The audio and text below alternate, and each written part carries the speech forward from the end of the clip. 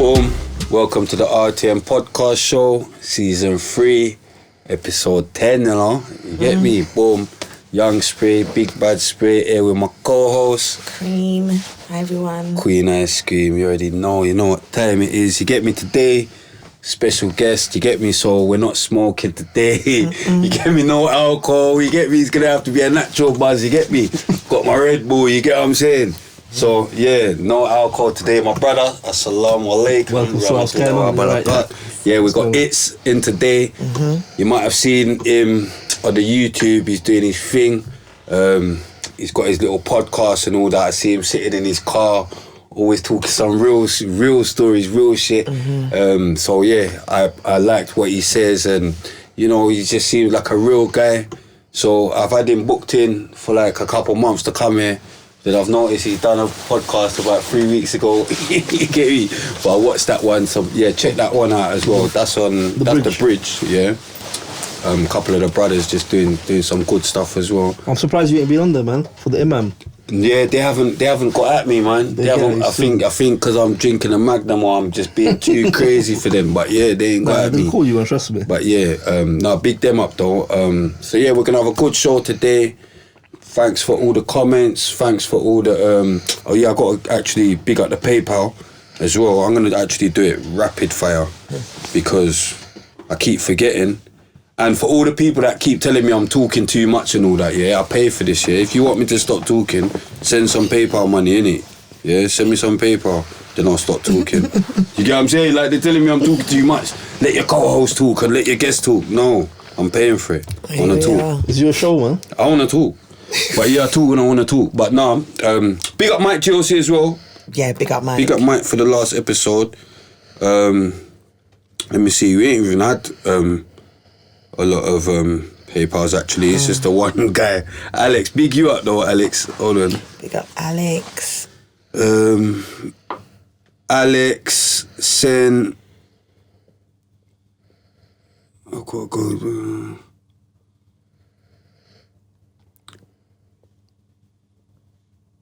Did we do the title? Did it really match? Oh yeah. So Alex has come again. With he sent £7.55. Bit weird, some, but respect Alex. But he said really liked the Jaja sit down, so I donated a bit more than the regular £5. Keep up the consistency, bro. And when you're going to get C1 up? No, did I read that already? I'm not sure. When you're going to get C1 up. I've seen a few interviews with my man, talks a lot of sense. We're not getting C1 up. Hold on. Alex again. G07 was a good one still. Yo, Chucky wore your RTM tracksuit still. Big him up for that. Keep pushing, relative. I'm going to keep supporting. Now, big up Chucky as well. Yeah. I see Chucky wore the RTM tracksuit on his thing as well. Big up Chucky. Big him up. Then Alex again. Alex, you've been going in, you know. Alex says, a relative who used to pick the instrumentals on your old mixtape. You had some good instrumentals. Not sure what you meant, but big you up. And then he done it again. He come again. These are all tenors now. He's up to his thing. You get what I'm saying? Yo, just see the Mike GLC preview. I'm paying in advance, bro. Let motherfuckers know me. I'm the top donator. Like, bruv, you're the only donator. How about you're the only one? Yeah, so big you up, Alex. Yeah, loyal fan. Yeah, big up Alex. Yeah, and you lot, yeah, like donate innit, because you don't want me to stop talking and all that. But today we're gonna have a good episode. Thank you, my brother, for coming through. I mean, cancelled last minute, but I'm joking. Nah, come on, man. I've had that before, you know. Yeah, no, we cancelled me last minute. No, we've had that before. Still, we just got drew for Mr. Dirty. Here you go. Dirty Skanks, we drew for Dirty, real quick. You get me? Anyone trying to cancel, we got people ready for them. You get me? Come on, next one cancelled. King of Trainers come true, like. Yeah, we're ready for them. Any cancellation. If you would have cancelled, trust me. You got a pattern. Yeah, pattern, fam. You'd have seen Flirter D would have come true. No, I'm joking. Big up Flirter though. But no, I don't know if you've seen. Don't know if you've seen the show before, but we start with like a background. check. You know, like where was you born? It's a background check. Yeah, where was you born? You know, how was school life? Cool. Just for the people, Basically. just for the people, them. You know what I mean? Cool. So I grew up. I was born in Reading. Okay. Reading is like, I don't know, 20, 30 minutes from West London, roughly. Yeah, by Slough. Yeah, it's by Slough, yeah. So that's where man was born. My parents were originally from Pakistan, from Kashmir. My dad came over here like, I don't know, 60s for work though. They came here to work. So boom. When they came here, enough racism. They got like a different type of racism. Yeah, I can imagine. I've heard stories about, man putting like all duty through the door and go back to your country and all the it was like its peak stuff that we won't stand for today, innit? Of course not. So that was up north, Bradford, but then he moved down to Reading for work. Okay, so they was in Bradford first. There was in Bradford. Yeah, so he was even more peak. Yes, exactly. It was peak up there. So then they moved down to Reading, and that's where I was born. So we grew up in like one area. It was like basically right next to the town. So the town's literally like half a mile, and then there's our neighbourhood. That's where we grew up. It's like one of them areas you get like 1 million terrace houses. It's them type of areas. Yeah. So everyone there is kind of like, low income or working class, just trying to get somewhere in life, innit?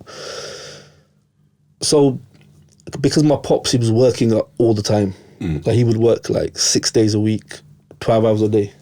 So you won't see him much. Yeah. Because it's 12-hour shifts back then in the factory. And that was the case for like all my brethren. The dad's done exactly the same thing. So you're at home with your mum basically. Was it all your brethren like from your background like Pakistani? Because when I was checking out your thing, come like you grew up with a black man.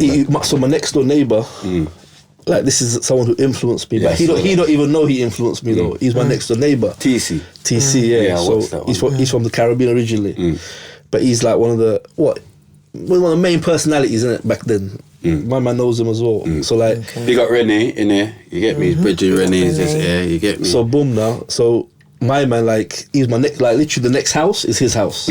So he lives on that side, but he's like 10 years older than us. Okay. So when you're like 10 years old and he's 20, he's coming with nice cars, with girls, clothes. So as a kid, that starts to influence you. You start watching that or whatever.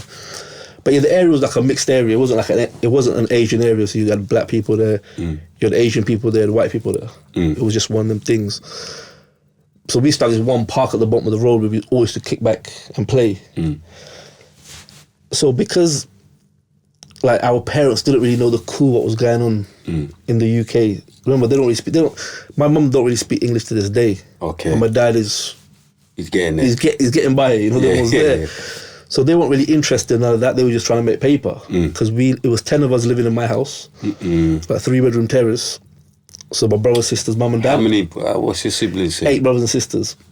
How many brothers, how many sisters? That's a lot though. 5 and 3. 5 brothers, 3 sisters. Same mum and dad. Yeah, mum and dad, yeah. They're going in. That's 10 people. Then my uncle stayed with me sometimes. That's 11 man in the house. So it used to be 5 of us in one bedroom. So you just want to be 2 bunk beds. But not even bunk beds, man. Yeah, the man is just the doing ones your there. thing. Yeah, doing your thing. So you just want to be outside all the time, innit? Yeah. So there's nothing inside the house, innit? There's nothing inside the yard. There's no computers them times. There's none of that inside the house. Don't get me wrong, my dad earns, but he's got to feed all of us, and he's got family back home in the village, innit? So he's got to feed them as well. So money was kind of, it wasn't like, you didn't see money basically. Okay. And that was the situation for all my brethren, even my man, like everyone. Similar situation, like money wasn't really there like that.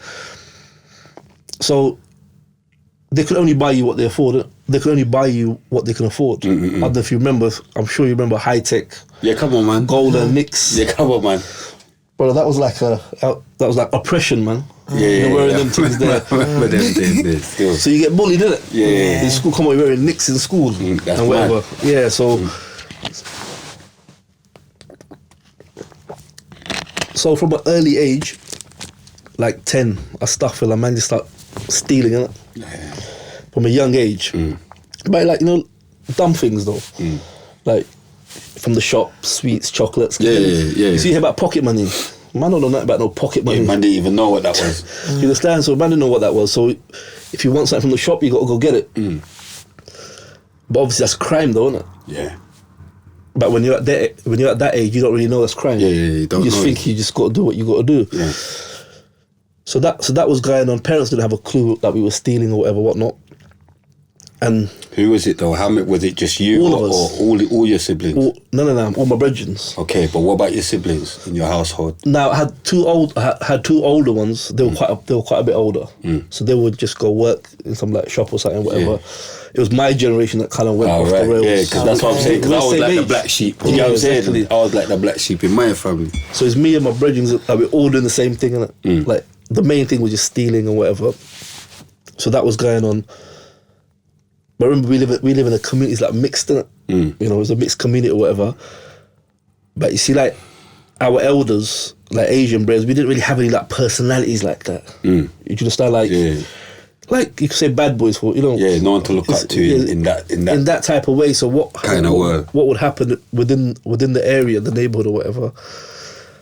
The elders were the ones who was like 2-3 years older than us, would bully the younger ones, and it was annoying. Because they're only like bullying us and they're not bullying no one else. Yeah. You understand? No one their age. Yeah, no one their age. Yeah. But it's an internal thing, in-house thing. So that was kind of annoying, like that part there. So you're fighting from like a young age.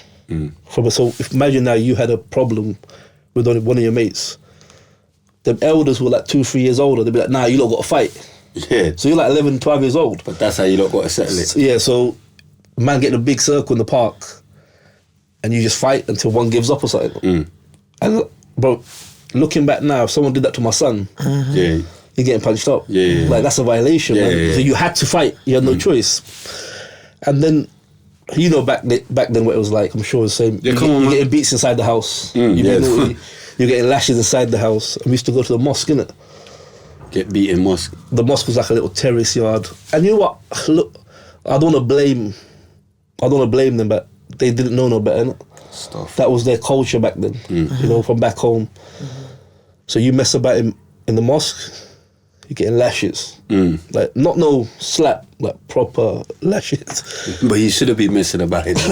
Yeah, but you're kids, innit? Yeah, That's yeah. what I mean. And obviously, like, where's like a cultural mosque, it wasn't really knowledge-based. You understand? So you just kind of just go in there, reading stuff that you don't understand. Okay. So you just want to get out and go play with your mates. Yeah. You remember the same mates you're running about outside with, you're in the mosque with them same mates. So what are you gonna do? You don't understand what they're. So all of you lots just waiting to touch. Yeah, we just want to get out, and this continued for like years and years. And the other big problem we had in our area was, you see, the Reading Football Club. Remember, they're always Division 1 and 2. Yeah. That was literally in the middle of our area. Okay. So I could walk from my house to Were they racist? I'll get to that. That's what I'm thinking. So I could get from my house to the football club in like 3 minutes. Okay. It's just there in the walking distance. You see the leader of Combat 18.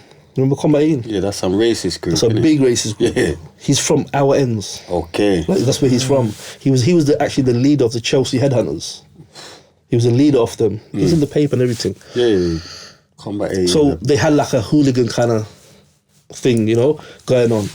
So imagine every weekend or every weekday nighttime, 7:30 or whatever, they're walking like literally past the area. When you see the racist abuse, it was different. You just didn't feel like a part of this country. Okay. Because then, man, they were like, it was just vile abuse in your face. So because we were like really young, like obviously our parents knew certain days don't let them out, innit? So the kids got to stay at home, but see the brothers were a bit older, 16 years old, they would try to go out and whatever. Now regular stories, man getting beat up, man getting punched up, racist abuse or whatever. So this created a bit of like tension. But remember, they weren't just being racist to Asians, they'd be racist to black people, everyone, innit? Yeah, just everyone that's not English. Basically. Exactly. Then, you know, obviously No blacks, no Irish, no dogs. Exactly. No Pakis. So they would drive past the park and they'd be like, yo, Pakis, go home and go back to your country. Yeah. When you're a kid, you don't really understand, like, yo, what's this bro doing, you know? Yeah. These men are big men. Yeah. They're hooligans, isn't it? Yeah. Like 30 years old or whatever. So man grew up around that. See that there? I reckon that messed man's head up a little bit. Do you understand? Because it was, see for London it's a bit different. Now you lot was in the peak of it, because you know what? Yeah. I remember as a youth, man had little squabbles still. Like I remember mine was like next to Chinkford and had little squabbles with a couple of white boys, but we stopped like fast. Like we got over it quick. But see what it is, you see them races, man, they can't come. You can't go like Brixton or Lambeth you know Grove. what I'm saying? You can't go there, you know, like. But see, with it was different, innit? But they're coming right through the area. But remember, like, see, like my ends, like Walthamstow, it's literally like so much exactly, Pakistanis. Yeah, them man, yeah. you couldn't chat to them. So it you wasn't couldn't like- come and tell them that. Yeah, exactly. Them man would do you up. You get what I'm saying? So it wasn't like that. So obviously that's put man a bit like on the defensive now, innit? Yeah. Like you kind of know, like, but these men don't want you here. So you grow up with that mentality. So I've gone to secondary school now. I've gone there with my brethren to the same school, kicked out in the first year, misbehaving. They sent me to like a 99% white school. So the first day I walk in that school, so the schools there is between two areas that are like council kind of areas. There's the schools in the middle. So the first day I walked in the school, someone goes to me, "Oh, Packy." So that's how it kind of was like growing up, you know. Yeah. So, but we held it though. You know, we wasn't like just folding. We were like give it back and swear and whatever back. So anyway, as man's growing up, you know, we're outside. Slowly now, starting to get into more serious crime. You know, on the road, just doing little dumb stuff. You know, like what everyone else was doing. So come to about 15 now. Like, became aware of drugs. Like you became aware of like drugs. I think I started smoking weed at 15. I think I was, if I'm not mistaken, 14 or 15. So man smoking weed or whatever. I remember man's still school age, innit? What brought you to this to smoke weed? Well, one of my elder brethren. You want to try something? Yeah. I was mad. So he's sitting there one day. He goes, "Oh, you want to try some weed?" Man, never tried it before, innit? Yeah. So took a few like pulls or whatever. Did you inhale it? Yeah, inhaled it. Yeah, because when I first started smoking, I was like, I thought I was smoking, I wasn't really smoking. Yeah, so anyway, astaghfirullah. So what happened? Man, sitting there, I'm like, bro, this ain't nothing. This is rubbish. But 20 minutes later, bro, it felt like I was Folded. I felt I was floating. I was high, astaghfirullah. But man liked it, innit? And that was another thing man didn't realise. Now man's caught up on the weed and whatever. So when I was 15, I got dashed out of school. I got kicked out. I didn't finish my GCSEs. What happened? You know what? I was, you know when you on the defensive all the time. Yeah. You're quite like aggressive. You know, like man say something, you just go on the aggressive thing straight away. So I was like that with whoever teachers or whatever, and it's got to a point where like, we had enough of you. So I'm having arguments with the brain class and picking up the chair and, you know, just dumb stuff like that. You know, kid stuff, innit, yeah? But because it happened so many times, like, boom, you're gone. Yeah. But now, what actually happened, though, they said I could come back to school, but I could have I've got to have a case conference. But now I've got to tell my mum and dad I'm being kicked out of school, innit? I can't do that, innit? Yeah. So boom, now, so the letters used to get posted, innit? Yeah, come on now, intercept that, My mum don't speak English, innit? Yeah. So I'm cool there, my dad, he could break it down still, but I've got to swipe the letter. Yeah, intercept that. I intercept their letters. So I got the letter, boom. Trust me. I swiped the letter. So if I tell them, the parents got to come to the case conference with you. Be a rigmarole. Bro, they thought I was going to school for like 6 months. So I wake up, get ready. Yeah, act like you're going to school. I'll go with my brethren, the older ones. Yeah. So you see that time, remember, it wasn't like, man wasn't trying to be a criminal or bad boy. It wasn't, man just wanted money, innit? That's just, man, you remember Reebok Classics? Yeah, come on, man. Man just wanted some Reebok Classics and them things there. So what happened, even work. So when I was 15, so what I done, do you remember the passports back in the day, the black ones? Yeah. They were written. It wasn't printed. So I must have made you know, man was like criminal minded, innit? So man made a copy, Tipexed it out, changed the date of birth, and went and got a job in a couple places at 15. Yeah. But worked for a little while. Doing what? I worked in macro.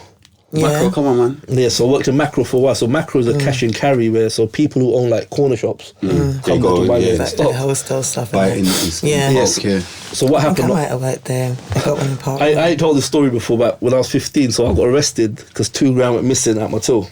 Yeah. £2,000. Yeah, I wonder how. I don't know how. So I don't know how, but yeah, the 2 grand went missing still. So I got the sack obviously from there. Immediately. Got nicked as well. Got the sack. So see when I hit that 2 grand. Oh, did you hit that 2 grand? Yeah. So anyway, so I left there. So boom, I left that job now. So that's still 15.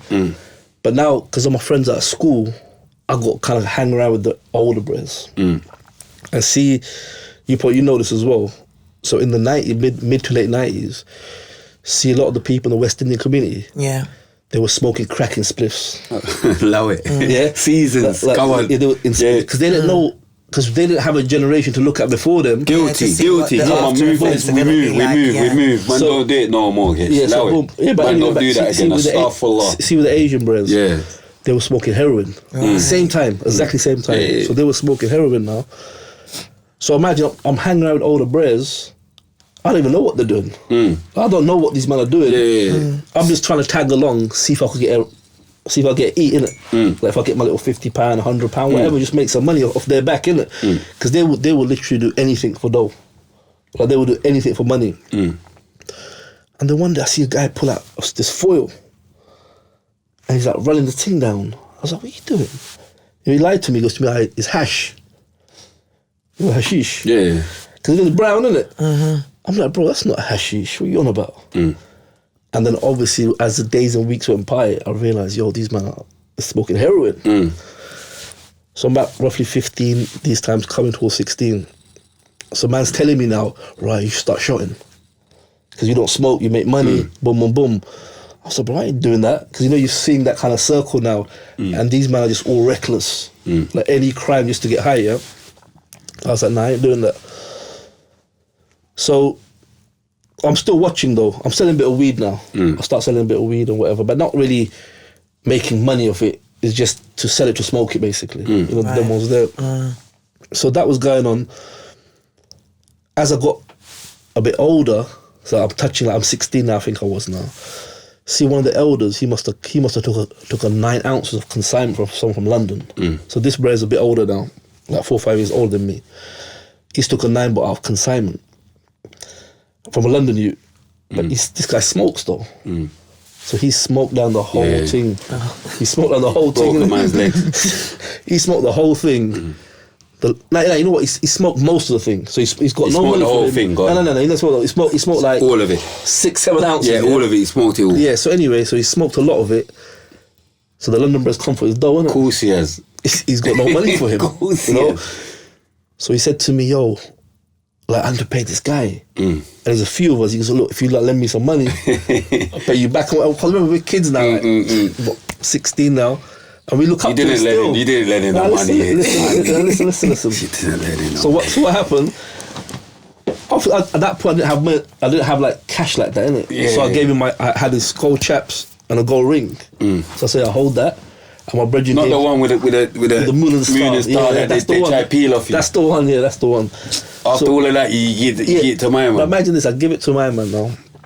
My other brethren gave him like 5 bills. He raised like, can't remember how much it was, like 6 grand or something. He raised the money. But what he the last couple ounces he had left, he asked me if I could hold on to it. And at that time I had a car that was broken down. The clutch cable went. The clutch cable actually went in Knightsbridge one night. I was driving in Knightsbridge, the clutch cable went. So they towed it back, and I put the food in the back of the car. So he said to me, "Don't worry, he's gonna pay me when he shuts that. He's gonna pay me." So he's phoning me. I'm like a youth, innit? So he's calling me, saying, "Bring a piece out, bring a piece out." I'm seeing the thing like slowly like draining, and he ain't paying my money back. So I said, "Yo, this guy's not gonna pay me back." But he's not gonna pay me back because he doesn't want to. Because he's a smoker. Yeah, he just can't. And obviously I'm just clocking now, he can't. Yeah. So what I've done now, I've took like 10 grams out and I've put it to one side. I said, "You know what, if you don't pay me," but he don't know what's there because he's reckless, isn't He's just going mad. He's just going mad. So I took 10 grams out, I put that to one side. Thing's done. I said, "Yo, where's my money?" He's like, "I got you, don't worry, I got you." Good.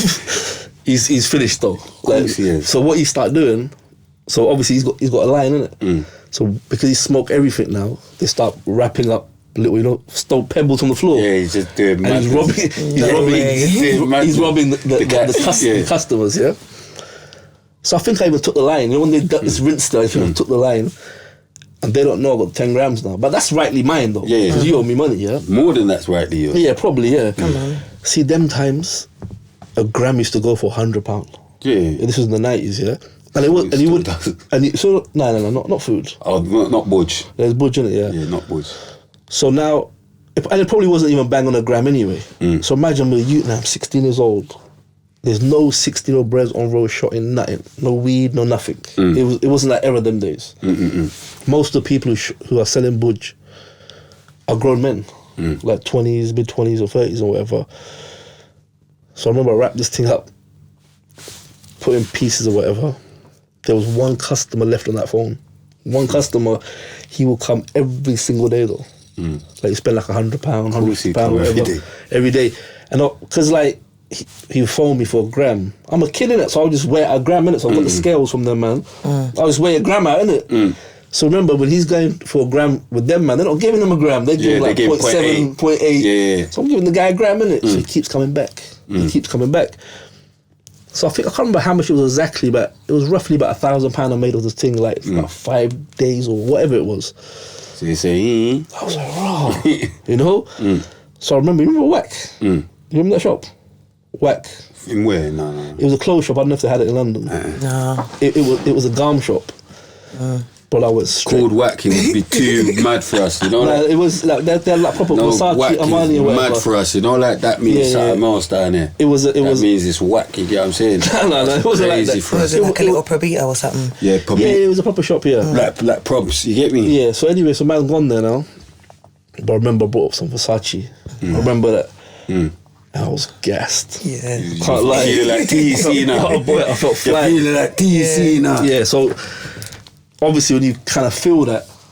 I see you like a sample you still I'll see you had the bimmers when you was 15. Yeah, when like 18. It was the one that you saw. They were 18. Was it 18? But you was a... Nah, I had a 16. 3255 when I was 18. When I was 16. Yeah, you were 16, man. The picture you saw, the silver one, that was when I was 18. Okay. I've always drove BMs.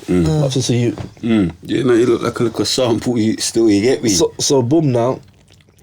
So, obviously, but I got nowhere to reload from. I ain't got no links or budge. I'm just like, I can't even... And if I phone the same man up, they probably go get me the budge and take like half out and... Boom. So I was like, what am I going to do? So one of my brethren, so that time there was a brer from your sides, from London, down in the islands. There's always someone in Reading. I've done Reading for a bit. Oh, you done it for a bit, I've done Reading what year? for a couple months. When did we do Reading? Me and my cousin, you know. And then there's a little place near Reading as well we done as well. But Newbury or something? Newbury. I swear it was Newbury, you know. That's like, that's a big market. Yeah. Had a big market Newbury there. as well. It must have been like, maybe 02. I was in jail 02, so... Maybe 02.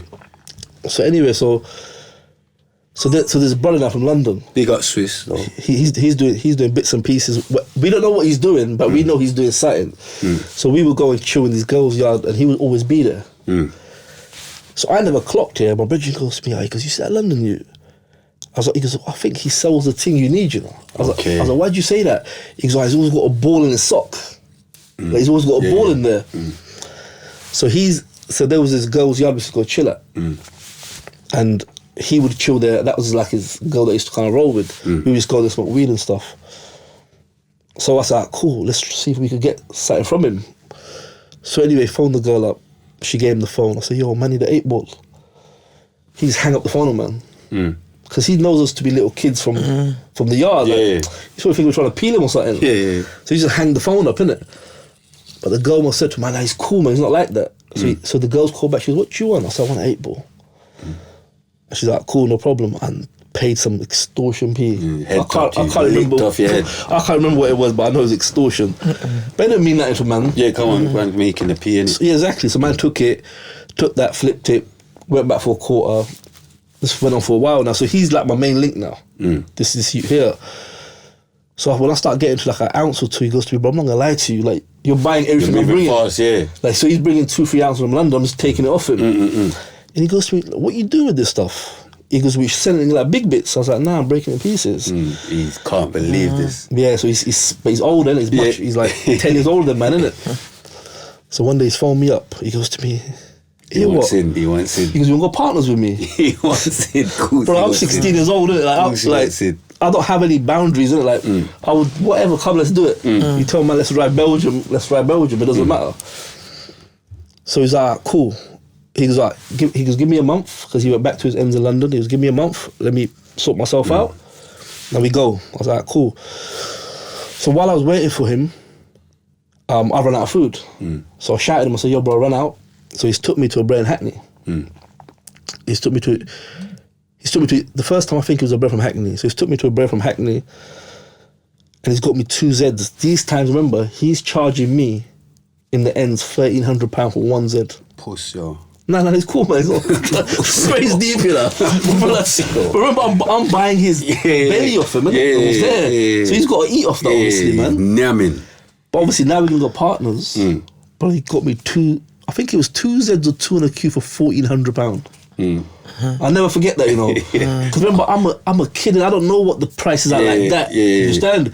But you now can't believe that like, you're getting it for this but now. Imagine, I'm going to go back and just rinse the ends now. Yeah, come on. So I've took that now. I've gone back. He's ready. He's ready. I've got a bit of money saved up or whatever. And he goes, what do you want to get? He said, how much money you got there? I can't remember how much I had, like, I don't know, 10, 15,000. I was sitting there. He goes to me, should we get a box? Wow. I'm like, cool, let's get a box. Yeah, boom. Let's go for it. So we went to Finsbury Park. Linked a brother from Finsbury. I think you might even know him, you know. Let's not. Yeah, let's not. Yeah, I've got a feeling you know him still. I got a feeling I do. Yeah. I think, yeah. Free him, though. So anyway, so I've linked the dude now from Finsbury. We've got a box of him. I'm going back to the ends, hotel room. And you see the box is wrapped in, see that brown sellotape? Like wrapped.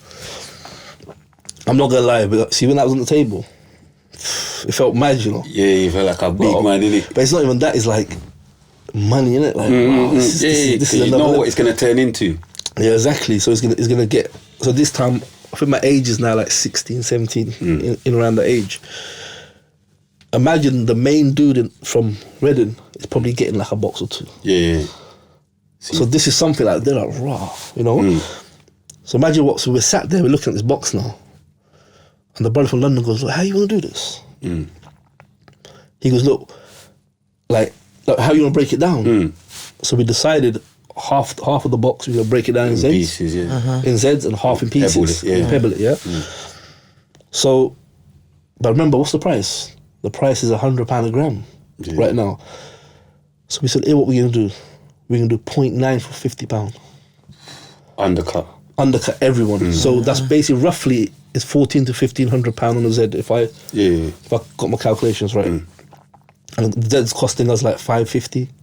So I think that time was like 20 a box. You just lock down everything. Basically. Everything, yeah. So making roughly nearly £900 to £1,000 of a Z. Remember, it's not £10 shots. The minimum shot is like a gram. You probably end up having man come down from Cardiff for that. Brother, you see when man did that? Bristol man are coming to you. The whole of the M4 is coming to you. You see when man did that? It just kind of like, it took off in it, obviously. The thing just went crazy. Yeah. I've always been good with numbers. So when I used to be at school, maths was I was in the top set for maths. Right. The only thing I was top for was maths. And the teacher said to me, look, concentrate. But man was off the tracks by that time, so it was not really, so I was good with numbers. So man's hustling. Remember, I'm the only one from my clique that started, so I'm the first one. But now they want to jump on it. So boom. So I'm giving them now like a Z, half a Z. So they're on it now. Bringing man in. Yeah, so little cliques kind of like forming up, you know. While this was, sorry, to backtrack a little bit. So while this period was going on between, let's say, 14 to 16, you see, we had a lot of Africans come over from Africa. Like the first generation that came over. You remember, yeah? Early 90s. Early 90s. And you got hooked up with them kind of? No. Oh. They were having a little friction with one West Indian clique. Jamaicans. Right, Yeah, and they were kind of being racist though still. But they weren't racist though, it's ignorance really, innit, yeah? So we kind of were aware of that, innit? Like what's going on, whatever, whatnot. So remember see from the whole set on road, the Asians got no respect in it. You got no ratings, nothing. And here I am now with the box, like a couple of years later. So I knew in it, man's are gonna be on, man. Yeah, they're gonna be on me. They're gonna be on you. Yeah, but obviously when you got money, you want to spend it. Innit? Like you want to look good. Yeah, you want to look good. You're gonna spend more than you save. So boom, obviously, thing clothes was just mad. You remember off-key Iceberg, off-key Machino? Yeah. That was just standard everyday wear.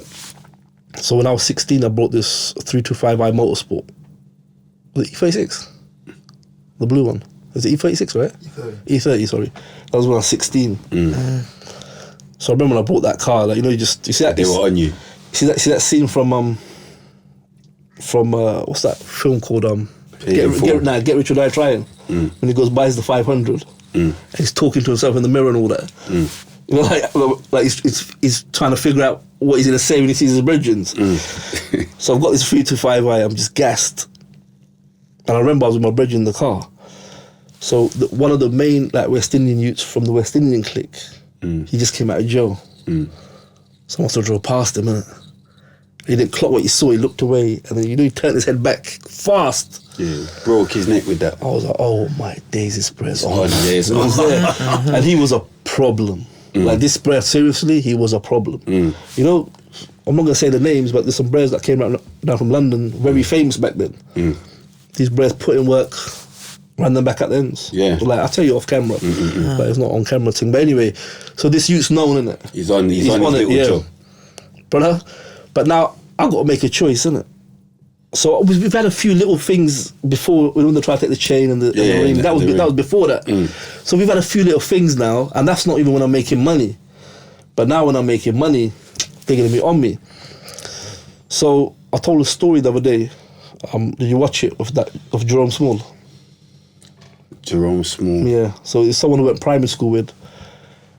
He was from the same clique as these bros. Okay. Yeah, he's a friend of mine now. Yeah. He's a good brother. Yeah. One day, do you have Shabins here? Yeah, come on, man. Yeah, Shabins. So one night I'm going to the Shabins. I've knocked the door. I don't know what time it was, 11, 12, 1, 2, whatever.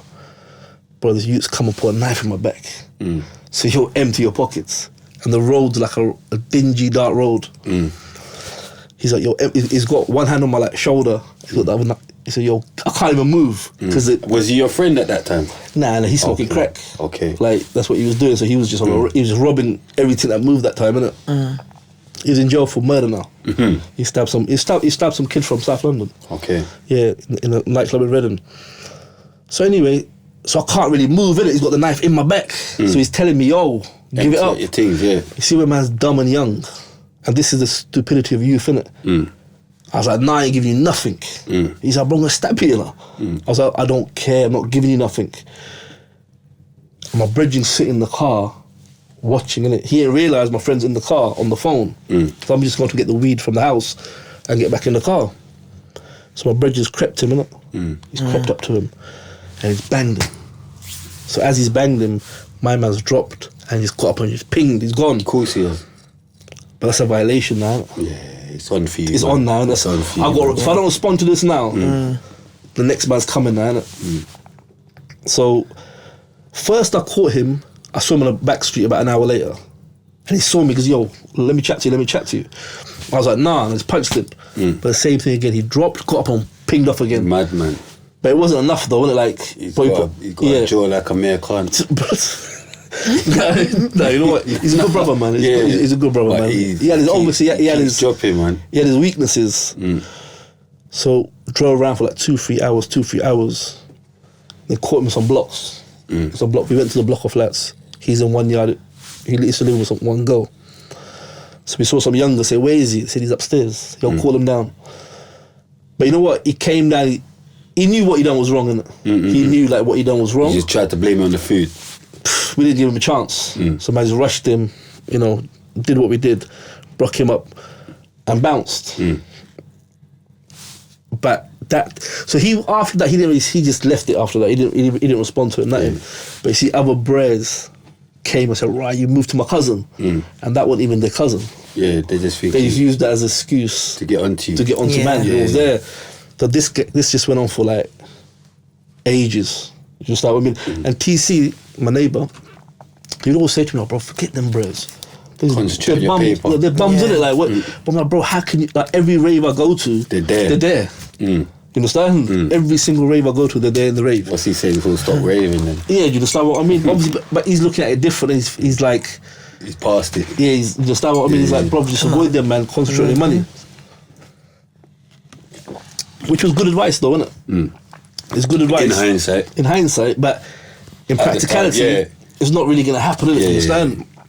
So we're all going to the same club, same everything. So you see, man, and there's so many. I could just go on for 5 hours off the little things that went backwards and forwards for years, or whatever. Just don't make no sense. So that's going on now, making dough now. So we come to now about 18. So once we hit 18, we linked some Somalian brothers from London. I'm not going to say what ends they're from, but they were on like a bigger level than the last links we had. So the last links we had were probably getting like 5 boxes from their guy and then giving man a box or whatever. But these Somalian brothers were probably getting like 20, 30. And they couldn't give you 5. They give man 5, 4, 3, 6, whatever. So you see, when that happened, the levels changed again. The whips got a bit bigger. And this is the thing, you know what? This one thing I say, like, you see that whole flossing thing on road? That will always come to bite you in the ass. Always. Because, remember, you're on road with the vultures. And today's main subject, by the way, is snakes. That's what we're going to be talking about, snakes. So I'm sure you must have came across a few. Bro, this is story right here, right now. That's what, So I've not even told this story. I missed a major bit out of this thing now. So, but I told it before. So obviously now, Porsche 911, M3, Rolexes. It's just different. And you know what is, we're 18, and I'll be very honest with you. Even at that age, when you came to London, there wasn't many 18-year-old kids getting it in like that. A lot of brothers were robbing banks them times. They were the But see, the food game, they wasn't really on the food game. So we're plugged in now with these youths, with these Somalian brothers, and we're cutting paper now. So one day, see one of the youths that I told you about earlier. One of the main youths, the one that's turned his head around twice. So the car, obviously had a little tit for tat going on. My brethren caught him slipping in a Shell petrol station. Ironed him out. No. He's in the Shell now. He ain't coming out the petrol station. So they phoned, man. I said, yo, bring whatever you're bringing. Come. I was like, cool. So I said, let's just handle this right now. So I grabbed whatever I grabbed. I flew down there. As I've got there, my brother's outside. He's trapped now. He can't go nowhere, innit? And the showman's telling him, "Yo, get out my petrol station," because the showman don't want the smoke. And you see them days it was different, Spray. No cameras. Bro, it's different. You could lose your life still. But look, them days you could exchange wallies with the man on the road, and that is gonna reach you. But now it's just like camera everywhere. They will want the camera of people's houses and all that. So anyway, the man said him, get out, bro. This one Asian is older by about 4 or 5 years, but this guy's massive.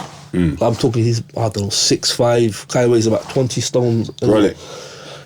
But he's not really feeling us though, because he ain't making dough. He's just hating, innit, But me ain't got no problem with him, never had an issue with him in a life. Just coincidentally, he's pulled into the petrol station at the same time. He saw what's going on. Bro, he grabbed the youth, we got beef and put him in his car and took him. So we're standing there thinking, like, why did he do that? So, man's a bit confused there because we've got no issue with this guy whatsoever. And he come and save the youth. Yeah, he come and save the youth now. So I was like, cool, this is a bit weird. Anyway, whatever, forgot about it, whatever. So we had this one crib where we used to chill at. People said that we used to chop up food in the house. It is all alleged. Yeah, it's all alleged, But anyway, but there was no drugs used to be stored at that house. There's certain places you go there, you break up and just get out of there because we chill at the yard, innit? But people start believing that we're holding couple bricks in that yard. Like we weren't on we weren't picking up no 100 bricks, 50. It was like 5, 4 on that level. But you're 18 years old, so that's weight. Yeah, come on, that man's making it look very good. So imagine one day, it's a girl's house, isn't it? So imagine one day, 3 of us, we walked into the yard, and my man's there with a couple man there with shanks. The tonk you. The snake. I'm like, what? So I used to keep a machete in the house, innit? Like a big machete, yeah? So I've gone to grab it, but it's gone though. So they've gone in the yard, they've searched the house, innit? They've looked for the drugs basically, the drugs is not there. The girl shook, she can't say nothing. And he's like, starts talking this gangster talk about, you've got to pay him and what? You can't remember what he was saying, it was over 20 years ago now. But he's giving all this chat and you see when, like I said earlier, we grew up giving licks and taking beats. A beating don't mean nothing. Nowadays these kids are soft nowadays, man. You slap a youth and social services and it's just nuts. Them days it weren't like that. So anyway, we ain't giving. So anyway, we got out of the house. Nothing really major happened to any of us. My brother got a little, trying to get out. He hurt his hand or whatever. So we got out of the crib.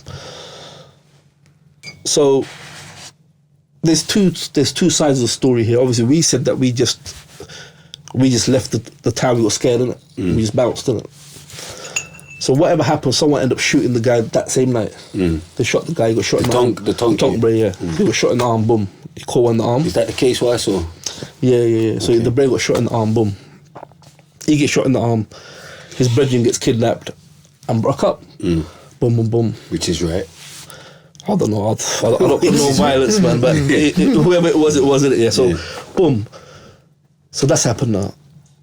So police, the first thing they've done is kicked off our doors. Obviously. But we're not about though for 3 weeks. We're not around.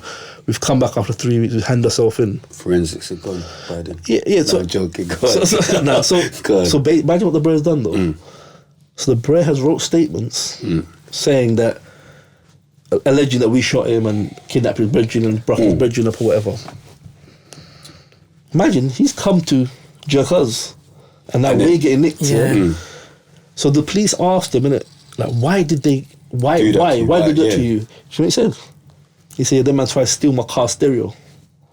And I wasn't some man, he gave some crazy story about car stereo. Bro, he's driving some Toyota, something, Yeah.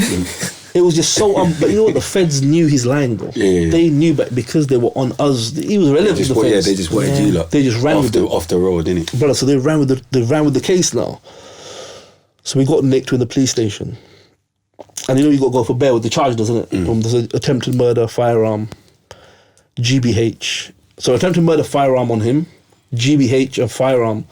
Yeah, that sounded like remand. A kidnap on that's remand, isn't it? That sounded like remand. So we're 18 now. I'm 8, my two more brothers were 18 and the other one's 20. And I think one's 21. So we're going in front of the judge. Alhamdulillah, the judge is a black brother. That's the first time I've ever seen a black judge in my life. Magistrates, isn't it? And I'm not gonna lie, I believe if the judge wasn't black, we'd have got remand in custody. 100%. So the solicitor we had was a black brother. So he just started parring with the judge.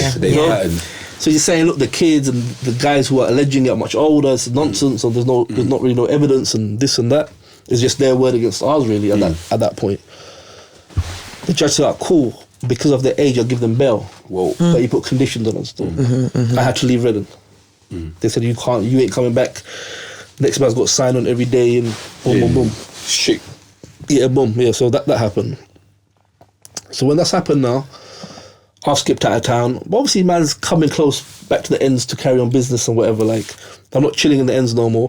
So we want bail for a year. So we've gone on trial. So imagine we've gone on trial, bro. And I know you see, like when you read statements is one thing. You see when the man's standing on the dock and he's just going mad. I'm like, bro, this is wow. So he's on the stand and he told in front of the open court they fired 20 rounds, I think he said. Imagine, so he said that I think it was 4 of us, he said, but 3 of us I think got out of the car. This is what he's saying. He said we all got straps and we start shooting at him. And imagine what he said. He said while we're shooting at him, he's got a knife and he's done some like Steven Seagal move.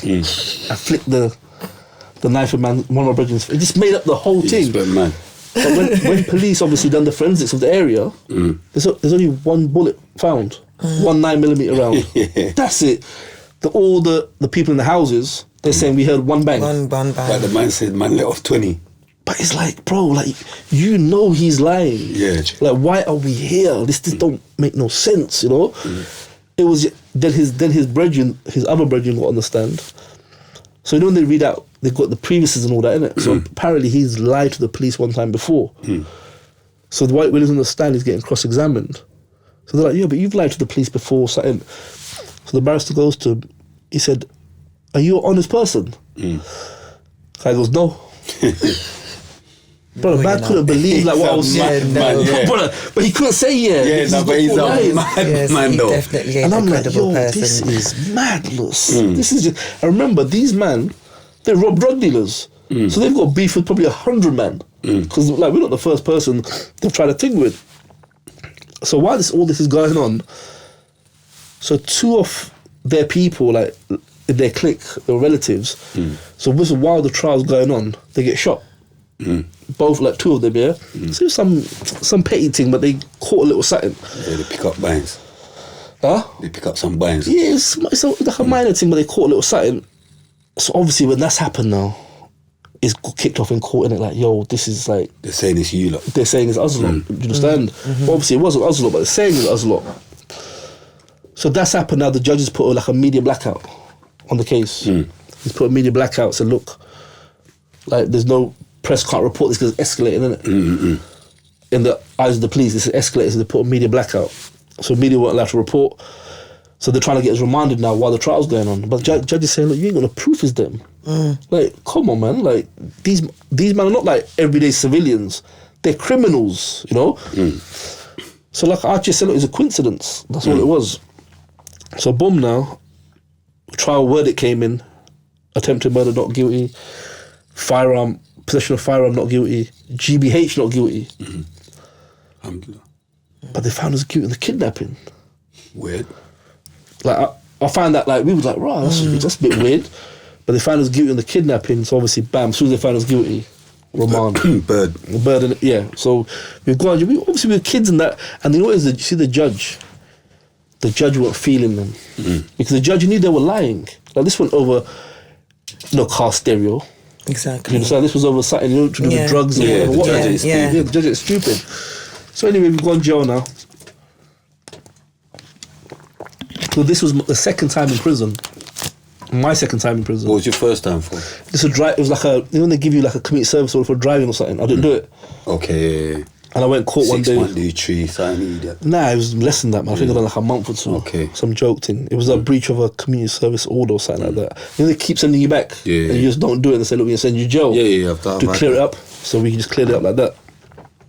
So this was the first time that man's properly in jail now. Yeah. Like properly. How long did they give you for that? 2 years. Okay. So you got to do half out of that back then. We were still 18 youth offenders. So our local was Reading Prison. That's our local. So the prison's there. On the ends. The prison's in the town centre. You walk past it every day. Okay. So a man's on induction. Guess who the first person I see? The bro who put the knife in my back. I'm like, oh my days. Just don't stop, But he was cool though. Obviously. Like he just said, look, you know what? His jaw is mental. You get what I'm saying? He knows his jaw is not ready for this. No, he goes, look, it is what it is, squash the thing. Yeah. And that's the first time I linked the Tottenham brothers. They were there for that torture thing and all that. Is that how you link Mark here? No, not him. I don't want to say his name. Cut it out, Yeah, come on. He was, so boom now, cut that bit out. So. They're just going to beep it. So my man, he's in there. Because remember, because it's such a high profile case, they split all their man up in it. So they've banged me up with one Yardie youth. And this Yardie youth, brother, this guy was deep, So he would like sleep with his Bible on his chest and them things that night. And he'd be lying there making all gun noises in the middle of the night and all that. I was like, brother, what's wrong with you, man? Like, it's something in your head. Like, Yeah. you're sitting there going like, bap, bap, bap. Like, I'm like, what's this brother doing, man? You're in jail, bro. But he was like a serious dude that he got caught with the AK. That's what he was in there for. So the brother from Tottenham was next door. He was next door to us. So obviously what we didn't know at that time, so when we got found guilty in that, because the case was a local case, you know, the BBC South Today, or them times of the radio. So these men all know the case because they caught the first half of it before the media blackout, and then once we got found guilty, it's all on the things, isn't it? Yeah. On the radios and whatever. So that's where I linked the brother. Boom, went from there.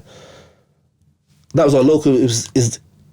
It's a cool prison for us because it's every day man's coming to check you and whatever, or like regularly. So it was that wasn't really an issue. But you see, back getting the parcels in. Yeah, that was normal. That was all normal, wasn't it? It was local, wasn't it? You know, that was just normal. You see, them times there's one prison I didn't want to go to. You know, Portland. Portland, obviously. But you know why I don't want to go there? Aggie, you know why I don't want to go there though? Aggie's already made them know that Portland was not the place to go. Yeah. But you know what? You know why I don't want to go there though? No toilet. Yeah, I know it's slop out, innit? But I said, nah, man, that's a violation. Not Aggie from Bristol, down the road from you. Like, see, Aggie, see, because London's so close to us, you know, London's got all the mad personalities, isn't it? It's hard to make your name ring. Yeah. But you see, Aggie's name used to ring still. Back then, his name used to ring still.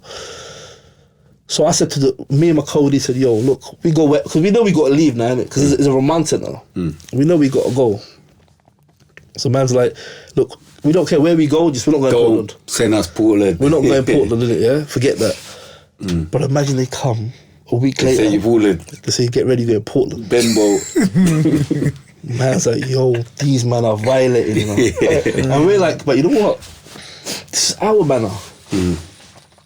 Well, you're in our neighbourhood, basically. And this is how you treat man. Like, cool, no problem. Remember them days, it wasn't pins, it was phone cards. Yeah. So we're like, nah, we're not going. They're like, cool, block. They took us down the block. Someone from the block made a phone call. Said, boom. There's a prison officer. So remember, this is prisons in the centre. In the centre, so we know where some of the people live. And all that, no, we know where they live. Yeah. Some of them, yeah. One of them lives across the road from my bridge, like literally across the road. So I know someone's gone there one night with a balaclava on, knocked the window, and you know, obviously got shook in it. Yeah. They came back. I said, "Look, man, I don't know what you're talking about, but we ain't got in Portland, innit?" You know. So I said, "Ah, cool. Where you want to go?" I said, "I don't care. Anywhere where they've got a toilet." Yeah. I said, "I'm not doing a slop house," because man's telling me that in Portland, like, you've got this. Now that's Colingly, I think. You could get out for like 4 minutes or something to use the toilet, and they come back and all that. I said, nah, that's a violation. I'm not doing. I'm not doing all that. Yeah, come on. So what's happened is they've sent man. I said, so where you want to go? Send me Guy's Marsh. Heavy. I like that. Heavy. Man. I was only there for 7 days though. It's 7 days. Yeah, Anglia. I ended up moving to a screw there, man. What, were you for offenders or adults? How did you go? YO. What, did you go Anglia House then, innit? YO. What year was Anglia, that? Yeah, Anglia. I was in that was 2001. But I was there in 2001. 2000. I was there for 7 I was there days, right at the end. Nah, I was there. Wait. I must have landed in December, I think it was. I would have been there mid 2001 because I went there from Only. Yeah, Only, yeah. Yeah, I went there from Only. Yeah, I went there from Only. And I got I had a emergency ship out there. I went even mad in Only. I whacked up. You get me? I've gone too crazy. So where did you go from there? From Guy's Marsh, they sent me. That's when I went Stoke Heath. Okay, well, you should stay in Guy's Marsh though. But I could I wanted to. Like, they just went mad. You know what it is? Remember when you're going mad, blood? Yeah. Yeah. There's always going to be one screw to test you. Yeah. Do you get what I'm trying to say? So I've gone there, and then some dickhead I didn't even have a fight there, bro. I remember I was just on the phone, and I think it was like the end of Soch. Yeah. And he was like telling me, hurry up and come off the phone. I'm like, what? I'm talking like, I just done a little quick thing, and bro, they've nicked me. You get that section. What did I always used to get? I think one of them sections threatening and abusive. Like you're doing that. Yeah, nickings back then, isn't it? Yeah, like water. But one thing I remember about that jail, that was the first jail I've gone to, and you go block yourself. Everywhere you go. I couldn't believe it. I was just like saying that. Yeah. I couldn't believe it. Like you wake up and it's like you got to walk the block and. Bro, so I've gone there. It's like I've got to tell this story. So I've gone in there, and one thing with me, I always used to like do what I say, innit? So I've asked a couple of the brothers. There was one youth from Brixton there. I think he called himself Cocaine. I can't remember, but I've never seen him on road. But anyway, boom. There's a couple youths in there anyway. But I've said to them, yeah, like, what do you think I'm going to get for this? They said, nah, man, you're good, man. Probably get a 7 days suspended, rare. So I said, all right, cool. If they give me extra days, I'm going to move to them. I've said it, innit? Do you get what I'm saying? You got to do it now. I've said it like I idiot. You get me? So I've gone in there now, boom. Yeah, my man now, boom, he's read out. I was like, yep, 7 extra days. So I was just sat there, I'm thinking, oh my gosh. I said, I'm going to move to you, look. But I'm just sitting there, I'm thinking, oh my gosh. Then he's like, now get out my face. And I'm just sitting there, I'm thinking, wow. And then they've come, like, but remember they had like old screws there, blood. Yeah, it was like old, like 50 something or 60, and then they tried to grab mine, quickly whack them up. You get me? Gym screws come though, they done me in still. Yeah. You know, that was when I landed there. You got gym induction. Yeah, and you got the wall in it, the big wall, climb up and the wall. And they opened the thing up so you're gone. What do you mean? I'm waiting for the screw to escort us, isn't it? He's like, now you go yourself. Yeah, it's mad. I was like, what? You know, because we come from clothes, like, everywhere you go exactly. was a Someone's there. Couldn't believe it. I was like, oh my, because they sent my code to Only, innit? Yeah. So I wrote a letter. I said, yo, you should come here now. Like, this jail is mad. Is lit. It's mad. And the maddest thing, they sent me there because I've done so much ship outs. They said, we're going to send you somewhere nice. See if that suits you out. But I was there for 7 days. see when I went to Angley House though. So I got there on the day, innit? So Angley is like the induction, that's what they take you, innit, yeah? So I've come out myself onto the association, because you come out onto the association, yeah? But I couldn't see one coloured face, you know. Yeah, it's on mad. Angley, I was like, oh my days, wallahi, what I done? I turned back, went to my cell, got the toothbrush out, 2 razor blades. I say, yo, this is gonna be a problem here. You know? But it's calm. Yeah, it's calm. Yeah, it was, you know, there was a little thing happen or whatever with one brother from Brixton, like, represented obviously. Okay. And then even their gym, I thought, what the fuck? They had to climb in the big wall to climb. Wow. You know what I like though? You see the map, you see the hills, all the green grass on the hills and that. And in summertime, it's close to freedom, you know. Yeah, because it's the closest thing as a YO. As a YO, yeah. You get what I'm saying? That was like DCAT kind of. So not DCAT. See, that prison was an adult prison, though, you know that? So it was, I think, 6 adult houses and 2 YO blocks, Dorset and Anglia. So when they moved me to Dorset, though, that's where all the Brixton brothers were. Okay. It's bare South, man, in there. So I preferred to kind of be there because I knew that other ones were going to get political sooner or later. And on Anglia, they don't have TVs, remember? There's no TVs. They didn't have TVs there. Yeah, but Dorset, they had TVs, though. So the man will start watching EastEnders and stupidness like that. Kickback. Yeah, so that was cool. That jail was all right still. I didn't get to Dorset, blood. You didn't get there, you just bounced. 7 days, blood. I was there for 7 days. I got emergency ship out from there to Stokeheath as well. What was Stokeheath like, though? Stokeheath was... I like Stokeheath, you know. Where is that? I actually like Stokeheath in Shropshire. That's where I was with places, like some Nottingham youth, but it was good. I liked Stokeheath. I spent my longest time in there. And it was only 5 months, got shipped out from there as well. Yeah, see, I said to myself, I got to stay in this jail, man. I got to stay here. This is cool, man. It's not going to get better than this. It didn't. I can't. Doncaster was a good jail, though. That's far, though, man. It's far, but you know what? It's double A cap up, blood. Like, you could go gym 3 times a day if you want. You could go. They had studio. That's when I first went studio. Like, Donny was alright. I was only there for a month as well. Yeah, so it was like, so I was like 18, 19 now I think I was. So this is the period now, obviously, where like, see, man didn't know nothing about my religion, innit? Yeah. On road, didn't know nothing about it. Right. Like, just kind of like this, like, it's a culture thing for me, you know? I didn't really follow it like that. So what happened, see, when they put us in the block, because we wouldn't go Portland, I think that was the reason, because they put 3 weeks, I think. I was in there for a minute still. I started reading the Quran in English, because I've never read it before. Because Arabic, I never could understand the Arabic anyway. Yeah. But this time I couldn't even read the Arabic no more. So I started reading the English. And I was like, right, this is deep, you know. And I've never read it before. Sorry, this is from TRD. What's he saying? Apparently you're serious. Nah, don't get it on camera, man. Nah, but he said Elliot though. He's a good brother though, man. He said Elliot. When did you let him out though? He's been doing home leaves and that. But he's been there for like 15, 16 years, man. He's been doing home leaves, man. I played badminton with him, man. He used to give me jokes. Yeah, he said, "Nice, see your family, man. Well, he's good See your family, man. He said, "Mate, you ail him up." You get me? No, It's a serious show. It's a serious He's show. good people, man. He needs to come home though, man. Yeah, no, it's been it's too long, man. But oh wait, I left him. And what are we in now? We're in 2022. It's another decade. Yeah, now 3 tier, man. Yeah, come on. Yes, just 100. But anyway, so you see when man's reading the Quran now. See what was hitting me the most? Like, I'm living polar opposite to this, you know. Like, I'm living completely the opposite to this book. But because remember, this was before the whole so-called Muslim thing started in jail. This was before all that, really. So I'm just reading this thing. We know who started that. We were talking about the other day. Yeah, of course. There's good peoples. Yeah. But so anyway, so I'm reading the Quran. I'm like, but I'm like, there's a part of me that doesn't want to read it because I want to go down this road I'm going down, innit? Yeah. And this is telling me, yeah, you can't do that, basically. This is all talking. The Quran's all talking about, you know, being respectful and taking care of people, and we're like savages, though, innit? Of course. You know. So anyway, but it touched me though, innit? You know, I was like, okay. But anyway, back in my mind went some guys march or whatever, and that's when I saw the Brixton brothers.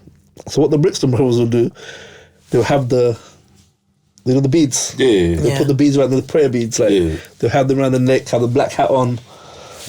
Go fully. They were started the madness. So, you know, have you seen Oz? That film Oz? Yeah. No. You seen In Oz? the prison when the guy's in the thing. wheelchair. I know what film you're talking You about. know the like, Muslim guy with the hat on? Yeah. It reminded me of that, you know. Like I don't think Oz was at that time, and when I saw it years later, I was like, yo, that's like them brothers. But remember, I don't really know nothing about my religion, and they don't really know nothing, but they know more than me, though. Yeah. Do you understand? And they want like, and they're not born Muslim. They're like turn Muslim, reverts, innit? Yeah, reverts. So man's having little like, you know, conversations about it and whatever. But you see, then I was like 19 now. I knew, innit, bro. You see where we're living. This is wrong, man. The Brixton man them started the whole Muslim 100%, movement in London. 100%. 100%. So I kind of knew like what. Baghdad and I kind of knew like it's wrong what man's doing. But you know how it is, bro, man. You're just caught up, man. Like you're in it deep. You know, you feel it's your only way now. Because I've been in it for so many years. I'm like, what else am I gonna do? Got no GCSEs. I can't go work in Tesco's. I've got enemies now. And you can't just walk away from the thing, innit? You can't just do that no more. Like, you're in it. So I came out of jail, just carried on where we left off, really. But now, obviously, the reputation's enhanced. You understand? Link Breads from north, east, south, you know? free leader as well, man. Rags. Is he back in jail? Free leader. You get what I'm saying? Seriously? Free Warren, man. You get me? I thought he was out, you know? Yeah, he was for a bit. And they put him back. Yeah. That's deep, man. They're good peoples, man. So anyway, like I said, back to the same old, but the levels are going higher now. Do you understand what I mean? It's like the levels are higher. You've got like enemies now that really want to do you something. This is when you've touched back on road. Yeah, touch back on road or whatever. But there's still that, you know, because you're still young. Like I think 20 a touchback, still reckless though. Yeah, quick year in. Yeah, quick year in. Yeah, exactly. Get Yeah, what I'm saying? boom, back out, same old. And you know what? It's like this was on pause for a while, roaders, and then you come back onto the same. But one thing I noticed had changed. You see, like when we was growing up, there wasn't a lot of Asian brothers on road. Like road, like I would say, I don't know, 80-90% was black street figures, West Indians. Of course. They had the road. You Locked. understand? Yeah. So it's because of like what me and certain man did. Other Asian brothers felt like, look, we could come into this now because we've got some type of backup, which was kind of true anyway, you know. So I noticed, I was like, raw, what's all these men doing on road? And there wasn't like loads of them, but it was like 10 men I'd never seen before. They're on road now, they're shotting or whatever. And see, at this time, you see me and TC, we got close business-wise. Because you're older now. And Yeah, so man's like, so I'll tell you the first time I linked how I done business with TC. Because he was always on a level, innit? So now we've kind of superseded that level now. So I can't remember if it was before I went to prison or after I went to prison, I can't remember. So remember, his mum lives next door to my mum. So he's come to see her one day. I've gone to see my mum, seen him, jumped in his car. So he knows what I do and everything, don't get me wrong. Yeah. But he's never like really needed me before. Because we're on a similar kind of level at one point. But he's cool with my neighbour, innit? So anyway, he goes to me, but I heard you're moving certain bits, and I was like, yeah, man. I was like, what, you need something? He's like, yeah. I'm like, we need something. They used to have a clique. The clique used to be called the Hot Boys. There's a little clique of them still, yeah. They're good peoples. I said, what? I said, what do you want? He said, he wants a certain amount. He said, what you said? I said, yo, hold on 1 second. So I literally jumped out his car because the trap was around the corner, innit? So go around, we're in that area, go around the corner, took whatever I took out of there. I said, bam, hold that. But he was in just, like, he was in shock. He ain't come here for that, he ain't ready for that. I said, yo, just, because he's my neighbour, innit? So pay me whenever, innit? Like, and you rated him anyway. I rated him anyway, and I knew he's proper. Yeah, no, but you wanted to show him, look, you're a big boy now. You know what I'm saying? You hit the nail on there. That's exactly what it was. You're a big boy now. I'm in the game. Yeah. So obviously now man's are profiling. Me and him, like, we're getting paper together, we're doing what we're doing. And then my other brethren come out of jail, Wilson. He's like a big personality from where we're from. Okay.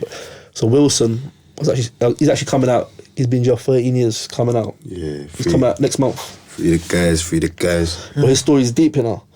He went in jail, he was meant to only do 4 years. He got caught, shot in food from jail. Yeah. They gave him another 4 or 5 years. Then he got caught, shot in food again from jail. He can't help it. He's a good people's though. Yeah, he Wilson, can't help it, but he can make a lot of money behind. You know, it's a temptation, but like I said, he's one of the Bears. Like, you see, when I landed pen before him the third time he went back. You see, when I landed, everything was patterned up for you. Like literally 2 days later, £500 postal or something. I can't remember how much it was, like £300. He didn't tell me because he just had that. So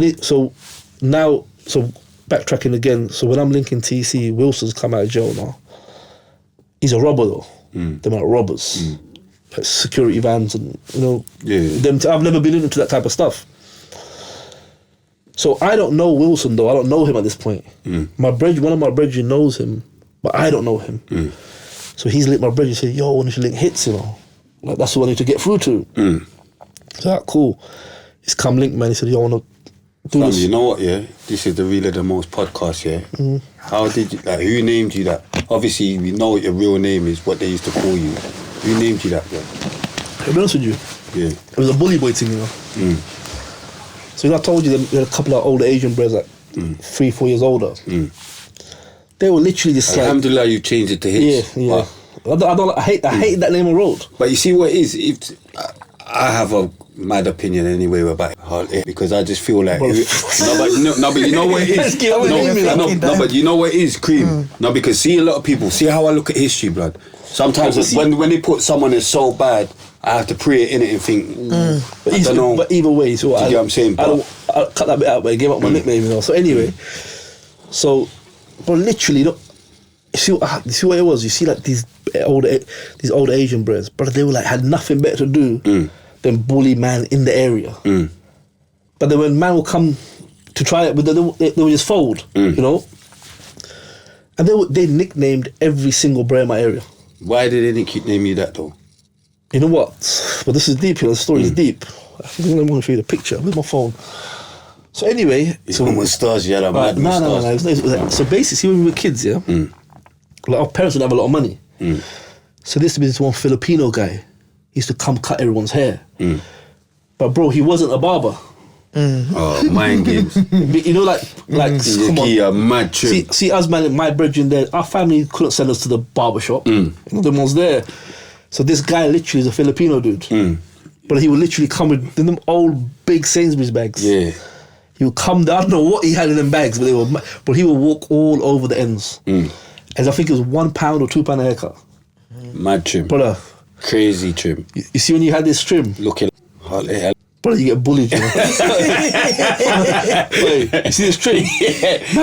That's like Bertie's on my head. Seriously? But Bertie's actually had a barber shop. But you go Bertie's about 68. Brother, you see this trim here? Oh my days. I bet it's better than Bertie's. Brother, listen, let me tell you something. No. Never. Bertie's look like he cut your hair with a knife. You see what man will say to him, yeah? Cream. Hey, Like, listen, you know how deep it was? You know how deep it was? So remember, this guy barely speaks English, I think. Yeah. So, but it's our parents are forcing us, isn't it? Yeah, now fam, you got to send that picture though. I got to clean that picture up. Still. You wish. Nah. So anyway, imagine. Bad. So he don't know nothing about nothing, this guy. He's a Filipino, isn't it? So the man them are saying, yo... Big him up though. he's dead. I think he passed away. Yeah, no, but big him up still, car. Yeah, of course, He's man. still Like, doing it. He's doing his a thing. duty. You get what I'm saying? Listen, this is going to make you laugh, you know. So the man then will say, yo, want to fade? But he don't know what a fade... You know what he done? Yeah, I saw what Wait. he thinks that is. He put a bowl on man's head And go around. And go around the bowl. £1 haircut for him, you know. So, but you can imagine. But you see what it was? You see with the West Indian brothers?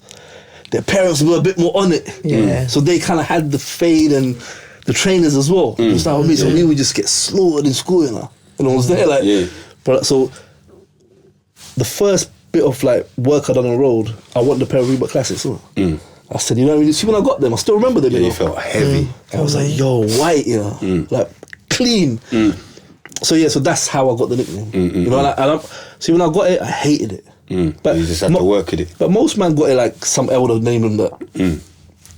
You just got to work with it, innit? So when I would buck up on my friends from London, they'd be like, nah, man, that's a serious nickname. I was like, but don't call me that, man. And I was there. So imagine when I left, imagine like if I'm with my kids now, and someone shouts, I got to explain madness. So I said, I can't run with that.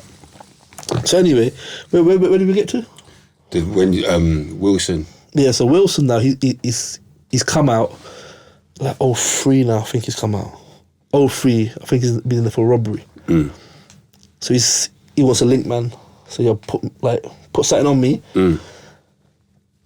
So now I've put something on him. He's a hustler, innit? He's just in no time. He's moving proper weight. He's doing his thing. So imagine this now. So now, like, see our neighborhood is see the heroin comes from our ends. From our neighborhood, I will say 75% of the town. What would you? I think I would say 75% of the heroin. I'm trying to think of the competition. 85% of the heroin is coming from our manor. So now the Asians, the black bears, everyone's working together. Everyone's just working together. But you see this one clique, they don't want to know. They still, man's like, bruv, let it go, man. Like, you folded, innit? It's done. It was there, like, just allow it. But they don't want to allow it. That just carried on. Like, that was nonsense anyway. But anyway, so boom now. So, but now what's happening, you see when you're outside every day flossing, remember the police know you're flossing as well. But when you're on road, you don't think like that. You think like, I'm too smart, I'm never going to get caught and whatever. So imagine, so from that period, I would say from 04. There wasn't so too much on the money laundering back then as well. Now, but you see what it was though? They want to catch you on road. Yeah. Like on road, they want to catch you, you know? And we were so reckless. Like, this is how reckless we were. You know, we thought we were clever, but we were reckless. We were like 21 at this time. Or 03, man's about 21. Like, 2 o'clock in the morning, a man will be selling bits. At 6 o'clock, he's dropping a box off. Just reckless. The whole thing's reckless, but there is some organisation to it. You know, they say, what's that saying? They say, organised chaos. Yeah. It's like organised chaos. That's literally what it is. And they just bare man them. So when we go raving, like we're going with like 20 breads. We're rolling deep, you know. And obviously, police intelligence was that this neighbourhood's got like heavy firearms, like some serious straps they got here and whatever. I ain't never seen that, but that's what they say. So we're going to Coliseum. Come on, man. That was we like going Coliseum, innit? Temple. That's where you see Mark. Now, you know what? I've never met Mark. Personally, I've met his co-defendants. I've never met him. It's just the name, innit? Yeah, no, cause I see that one of the things you done saying that's who you think was the baddest guy. Now, you know what? It's like, look, at the end of the day, it's subjective, innit? I'm just... You got the elder dog, you don't know. Come on. You see, like, when I was growing up, you got to be real, and I don't know him. I've never met him. It was his name, Chaos, and Tyson. That's the, you know, whether you're inside prison or outside prison, them 3 names used to ring. Like, me, because of the prison thing or whatever, I used to like, even though I never met him, I used to look up to Chaos, innit? I used to look up to, you know, Free the brother though, man. Free the brother 100, man. You see, but I'll be in jail and the man's telling stories about him, you know, like his nursery tales, and you know, like how they tell stories of like something they ain't seen. People telling stories about the guy and whatever. I'm like, bro, who's his brother? But you see what? He's a serious guy, you know? Like, he's a serious brother. So that's one person that kind of influenced me while I was in prison a lot, because just from the things I used to hear about him or whatever. But like I said, it's subjective. You might say, "Oh, Mark, one name rings." Man might say, "Oh, no." It's just your opinion, isn't it? Yeah, you know? no one can't say Mark name went. Mark had it locked. Come on, man. You know, like people. But this is the thing. Definitely at one point. You know what I'm saying? You know what? This is the thing. If you ever want to tell history, but you got to be honest about history, innit? That's one thing. You like this. And I've said this, and it's not just a big up thing. I don't care who it is. If you go to any of them men who are 50 years old, but they're in jail on road, and ask them, bro, was it worth it? I guarantee they're gonna say no. 100%. Because you know what it is, you don't realize the trauma and the drama until you get to that point.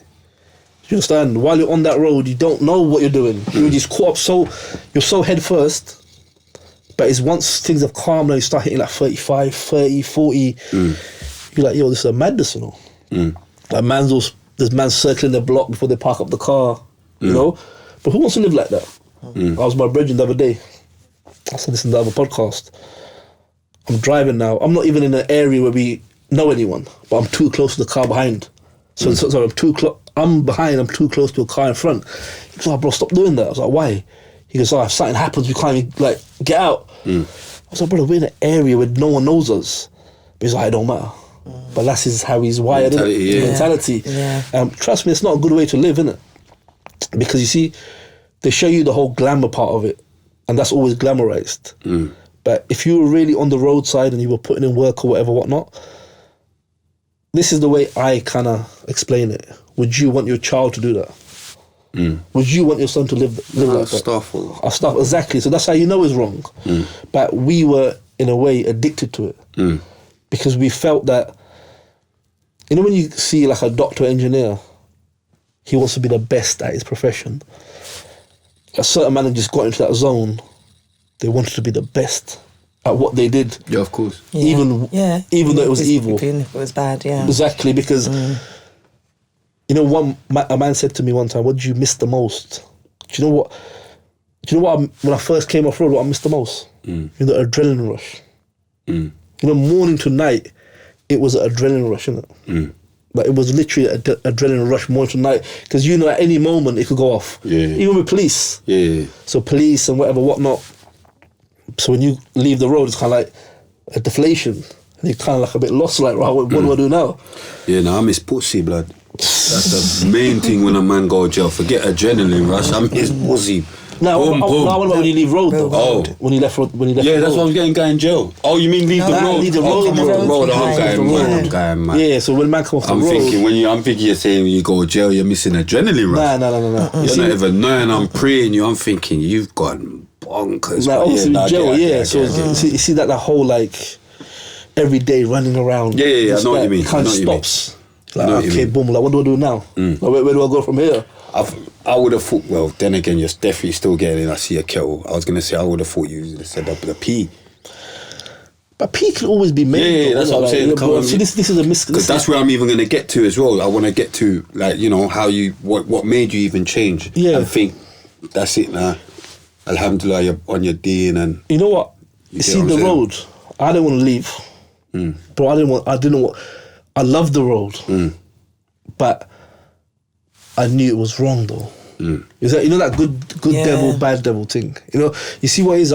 Can't speak for anyone else. You see, when you play a certain position, like when you're a boss, like you're really a boss. You got people under you and whatever. Yeah, you're a boss, man. Just cool, man. Just cool, it's man. So you know what it is like? There's a part of you, see that good devil, bad devil thing. As Muslims, we believe that, you know, you have like Satan whispering to you. You know, you have him like trying to misguide you and stuff. So there's a part that I used to just love that whole lifestyle, but at the same time there's a contradiction in itself But there's a part of you knew, yo, this is wrong, man. Yeah. Like, this is mad what you're doing to make money. Like, this is really crazy, you know. It's haram. It's haram. And it's like, see, Islamically, it's not like, see, drug dealing is not something like it's a minor thing. You understand? Because why in our religion, why it's such a big thing is because you're affecting the community. Right. I'll give you an example now. If you're sitting here drinking alcohol, that's on you. You're consuming alcohol. That's on you. You got to deal with God, whatever. But if you go start selling it outside now, now you're affecting the community. Right. If it's weed, drugs, whatever. So that was the thing now, because I knew my actions are affecting. Because remember, when you get like a heroin addict or cocaine addict, it's not just the addict, got his mum, his kids, and that ramification. Because remember, a kilo is 1,000 grams. That's a lot of cats. You know what? I try not to use that word cats. Yeah, but you're affecting a lot of nitties. Brother, you see when you break it down like raw, because you see in countries like Saudi Arabia, they give the death sentence, isn't it? Really? Yeah, if you get caught selling drugs there, there's a death sentence. Because they say because of what it creates, isn't it? Sharia, innit? Yeah, but you know, is the impact it has, isn't it? But I've seen this with my own eyes as a youth. I'm selling bits on road. The Brez come with his kids in the pram with the gyro money. Yeah. And I still took the money, you know. Yeah, come on. I've had people sell their youth's phone and all that. Do you understand? So it's like, you know, man, this is messed up. So that was the kind of the battle I was in. And then on top, you know, you're making money, you're living a certain lifestyle, innit? And you don't want to give that up at the same time. And because then that pride thing comes in. Like, how am I living like this now? Got like, you know, like you got man on road right now. Every day they're wearing Louis Vuitton and this and that, and they might not be able to get money like that when they leave the road. So it's just that whole ego thing. Like, boy, how can man leave this? Just keep going in that round circle. So for me to leave the road, it was an Islamic thing only. You know, like I'll give you an example. I enjoyed smoking weed. That's like me. I love smoking weed. Love weed. But my religion says I can't smoke it. So, you know, I can't do everything correct. I said, you know what, maybe I could do this correct. Try to be the best you can. You know, I love raving in clubs. Like, I love that whole, like, you know, gal and lifestyle. Rolling up with the whip, and you know how it is, spray, man. I like that. But it was hard to give up, I'm not going to lie. It was hard. But I was like, boy. More or less giving up the spotlight. Brother, come on, man. The stage, innit? Yeah, giving up the stage. So is it money making Mitch couldn't even give that up. He died for it, though. Is it? You understand? This is the thing. Snake. Huh? He died because of blood clots. Alcohol, innit? So is it like haram to have an off license then and sell alcohol? Yeah, 100%. Okay. But see, them, that's the crazy thing about it. And there's bare Asians dealing with that. But that's the thing, the man would judge us. Yeah. So when we were on road, like, man's who's selling alcohol from the shop is judging us. But if you look at the facts, alcohol kills more people than drugs. But he's looking at us like we're you're being nuts. And you see in Islam as well, there's a difference between closed sinning and open sinning. So if you're smoking weed here, but you ain't showing no one, it's a sin. But if you go outside and say, look at me, I'm smoking, I don't care, that's called open sinning. Yeah, like that's what the brothers were telling me about smoking on the show and drinking. Like you're influencing. It's like you're kind of like, just kind of like prideful about it, I don't care. So that's even worse. So these men who are selling alcohol from the shops, they're just doing it openly. See when we shot like little bits and all that? People doing it behind closed doors or whatever. Like, but these are advertising the alcohol when you walk in the shop. So then I'm like, bro, you're the last one to judge anyone. You know, but you need to check yourself. But yeah, so see, drugs in our religion is not a joke, man. It's like a serious thing. So I had no choice. Even though there's a part of me that wanted to carry on. You know, you got these dumb dreams and aspirations that everyone has on road. Man, I had them dreams and aspirations. My brethren's all talking about he wants to buy a yacht one day or whatever. I said, brethren, get 100 years before they let you buy that yacht. You know? Because it's all right when you're doing something, when you're growing up and you don't really know better. Exactly, But once you get the knowledge and you know, right, I know right from wrong, this is now a choice, so it's on you. So then you got that thing in your brain playing on you, like, you know, like you got to think about karma and all of that stuff. Yeah, I get it. You know, That's exactly what it was, isn't it? When you don't know, you've got an excuse, innit? I don't genuinely. Yeah, but once you do, I know now, innit? yeah. So it's like, I told a story one time. So when I came out of jail, so I went back to jail again, came out, that's when I linked T on. Yeah, free tea. Free T. So that's when I linked T on, I came out of prison. I'm in a club now. It's no lie. I'm in about 11 o'clock at night, summertime. And this time now, my conscience is really kind of pulling me each way. It's prayer time, innit? Because in the summer, the last prayer is quite late. It's prayer time. I'm like, yo, I'm in a nightclub around all this madness. And it's prayer time. Bro, I left the nightclub at a hotel across the road. I went to the hotel, I prayed, and I came back to the club. Isha, yeah. So I'm getting pulled in it, like I like that spotlight, but my religion. But the thing is, this, like, you see, when you come away from that, see the peacefulness the religion gives you, though. Like, you see, like when for example, when I went to Saudi Arabia and them things there, I didn't want to come back. I didn't want to come back, you know, because it's like, for the first time in my life, you feel like you're at peace, you know. It's only when you come back here, you care about what that one thinks and how you look, and you know, like there you walk around in slippers and not really care. But it's something about the environment where we come from. It's very materialistic and whatever. So like, alhamdulillah, when I look back now, I'm glad I left, because it was going to end bad. There's no ifs and buts about it. It was going to end bad, because we were going literally 110 miles per hour. Yeah, full steam ahead. No brakes. We're just going, you know. That it was going to end really bad. There's no ifs and buts about that. I was wearing bulletproof vest regular. Yeah. Go clubbing, just London, got the vest on. Because in the back of your mind, you knew someone's going to give you something, you know. But what are you dealing with now? Getting to the good stages of your life, because clearly still going. You get what I'm saying? So I left the road at 08. First I was a bit lost. Like, right, what do I do now? Oh wait, that's long though. You've been off road long. 08, 2008 at the end, November I think it was. So I was like, right, what do I do now? Remember, when I've left, I've took my SIM card out and just dashed it, cut off everyone. I've not done that half-hearted thing, because in ways, if my brethren's got beef and he phones me and says, yo, I've got beef, I'm just gonna feel compelled to go, innit? So I was like, I need to break contact with these men, because they're still living that life. So I told the story. You heard the story about the police operation, right? After I left. No. Okay, so what's happened now? 08, I said, like, cool, I'm done. At these times, I'm living with one girl. I said to her, yo, you gotta bounce. She's like, what? So you'll come up my yard. I'm done with them. Like, I'm done with the room. I'm done with you as well. You included. Yeah, you included. I said, I'm done. So it's like, everyone got their walking people are like, papers. yo, this gone mad, isn't it? So people think, well, that's what always happens. They're like, you can't leave that. Like, how can you leave that? Like, the top spot, basically, yeah? So I'm like, yo, I'm done. I'm out. So everyone around me now I've got no contact with me, innit? But I'm sitting inside my yard and I don't even know what to do. Like, I'm going to the mosque, coming back, you know. Gotta get ready to your new normal, innit? Yeah, it's a new normal. You know what I done? Went to the shop, brought bare like DVDs, The Simpsons and all that. And just sat there and just binge watch like for weeks on end, you know. But alhamdulillah, you know what I watched when I come off road? The Wire. Yeah. That's my But favourite. I'm glad I never watched that on road, you know. That's my favourite. You know what? Listen, I'm glad I never watched that on road. You're the Marlo. Brother.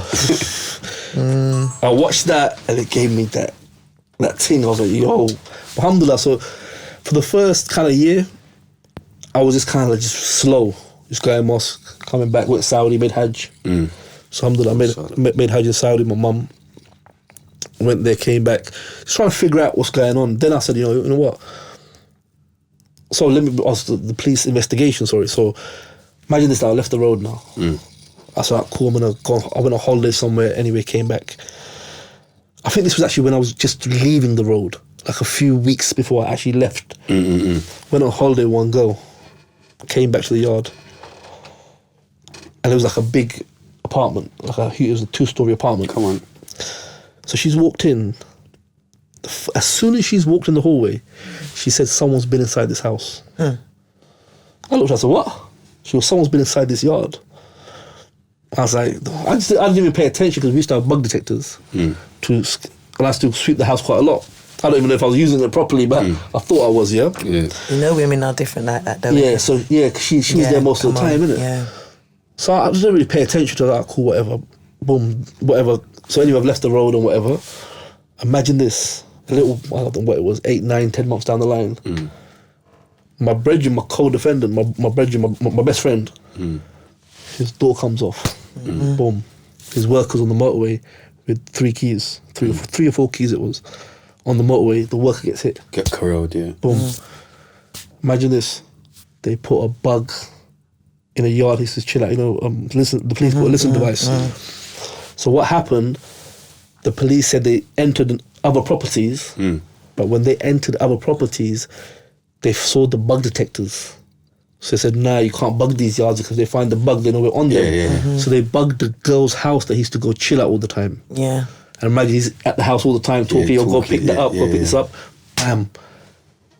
And you see, when that happened, I was like, yo. Imagine that come off road. Just in time, at the right time. That was for me, innit? Because you'd have got corralled as well. So, that was for man as well, innit? Like, it was the same kind of click. Yeah. And I was like, yo, that's a sign, you know. That's a sign man made the right choice, you know. Yeah. So that was going on. And there's a lot of politics. See, even though you left the road, people don't respect that. Nah, they don't. They look at that as a weakness. Yeah. So no, I've still got beef with Brez that when I'm coming back to the ends, we're making eye contact and, whatever. Yeah. So I said to myself, you know what, every time I went to Saudi or somewhere on holiday, I felt good about myself. Felt like a refreshed person. So I lived in the Middle East for 3 years.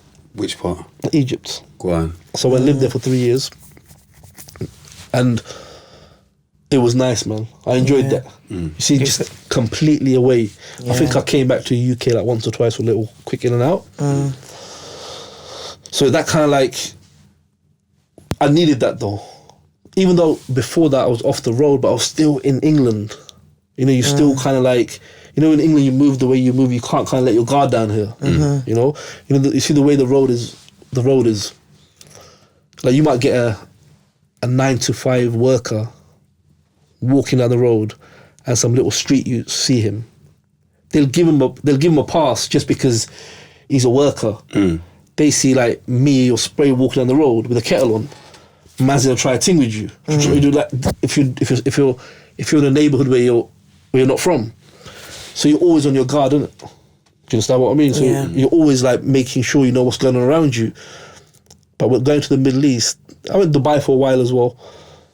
Yeah, so going to the Middle East, that whole thought process was gone out the window. Yeah. So I wasn't even thinking like that no more. And I really kind of enjoyed that free. That was that was the best 3 years of my life, But I wasn't really doing much. I was just kind of studying Arabic a little bit, just learning a bit Arabic and stuff like that. So I learned to speak, just basic Arabic. But that's when my brother from West London, he said to me about, yo, what are you going to do long term though? You can't just live like this, just kind of sitting down every day, boom.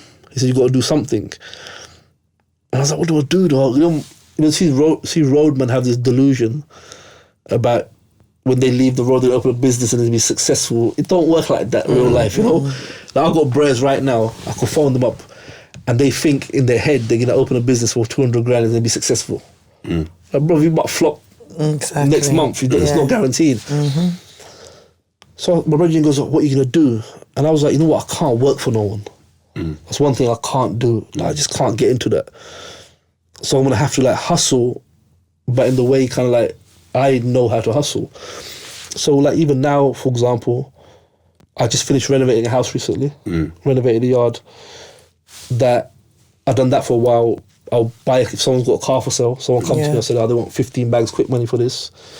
Like anything really, if it's a hustle. Like just legit grub basically. Allow grub. You could come with me with anything, And if I think I could take it and make a profit off it, I'll take it off you. Do you understand? Like no problem.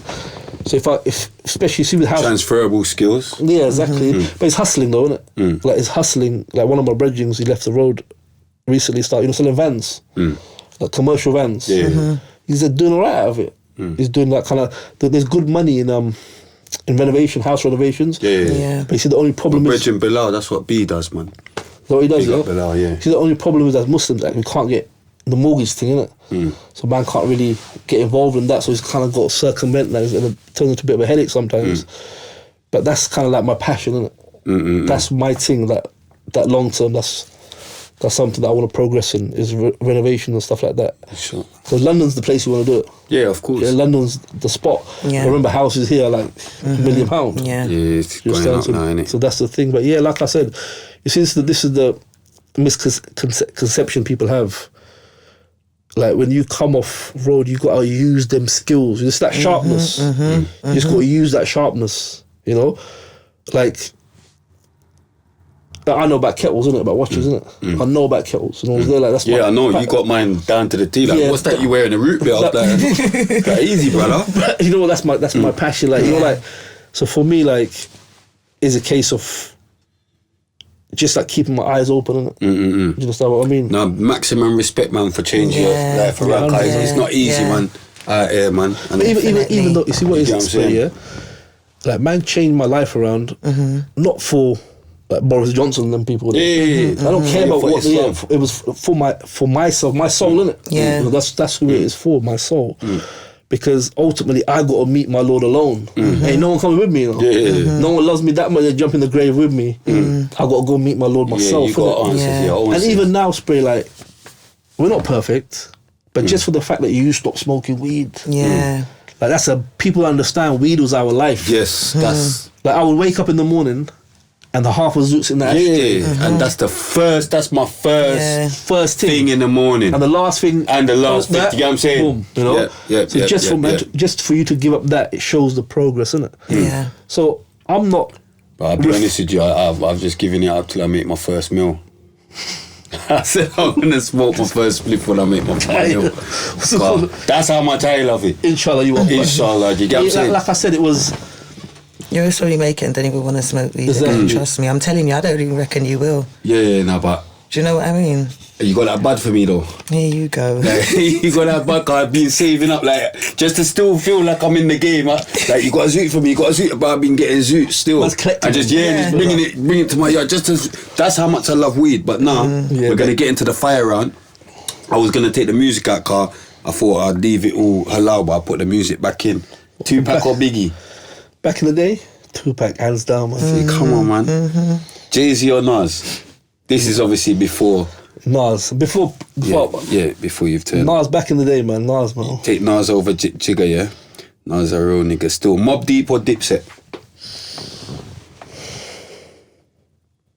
I wasn't a listener of really any of them, to be honest. I would say Mobb. What about you? Mob or Or Dipset? Dipset? That's a hard one, It's isn't a it? hard one. I'd have to say both. No, I say Mobb. Easy I love as well. Mob. Yeah, I think like they can rap better, but I like Dipset. I remember when they come out, their little movement and everything, so I like them for different things. Lil Kim They or had them- Foxy they- Brown? They had them Killer belly Cam songs, and innit? all that. Yeah, they Lil was Kim or Foxy Brown? Astaghfirullah, none of them. Lil Kim or Foxy Brown? Cream. Gotta do this quick, this one. both. I say Kim. Really? Whitney Houston or Mariah Carey? No comment. Yeah, he's going mad. Whitney. I got it. Whitney. Yeah, we've already done. Usher or Chris Brown? I don't listen to that type of music. man. Usher. Yeah. Usher. Come on. I love Chris Brown as well. Jungle or Garage? Boy, I couldn't stand none of the music. So. Jungle. You already.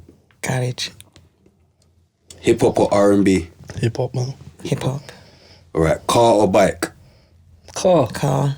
BMW or Merc? BM all day. Okay. Audi or Volkswagen? Audi. Audi. Ferrari or Bentley? Bentley. Bentley. Ferrari or Benz? Bentley. I say Bentley still. Jeep or coupe? Jeep. I'm a coupe man. Jeep. Football or basketball? Football. Tennis or cricket? That's a bit of a racist one, isn't it? You know, like I put in tennis or cricket. You know that's Cricket. cool. Yeah. I'll be cricket. No, but I'd rather watch cricket, but I just chew like I'm I've West got an Indian, Asian so we guest. love cricket I and flung in Asian cricket, you know, like cricket. I flung in What we cricket. grew up on. You remember Curtly Ambrose? Come on, man, Lara and just cool, man. I know about Curtly Cricket, Ambrose, man. What's it called? Nah, tennis, man. Cricket's too long for me, man. I've lied that, man. I ain't got the whole day to watch cricket, man. I put it there thinking you're gonna pick cricket, man. I was being I like tennis. racist, man. Federer and them, man. I like that, I was man. being racist, man. But I'm picking cricket I anyway. am. West Indies, Nike or Adidas? Nike, Come on, Versace or Mosh? Versace. Come on. Actually, I say Mosh.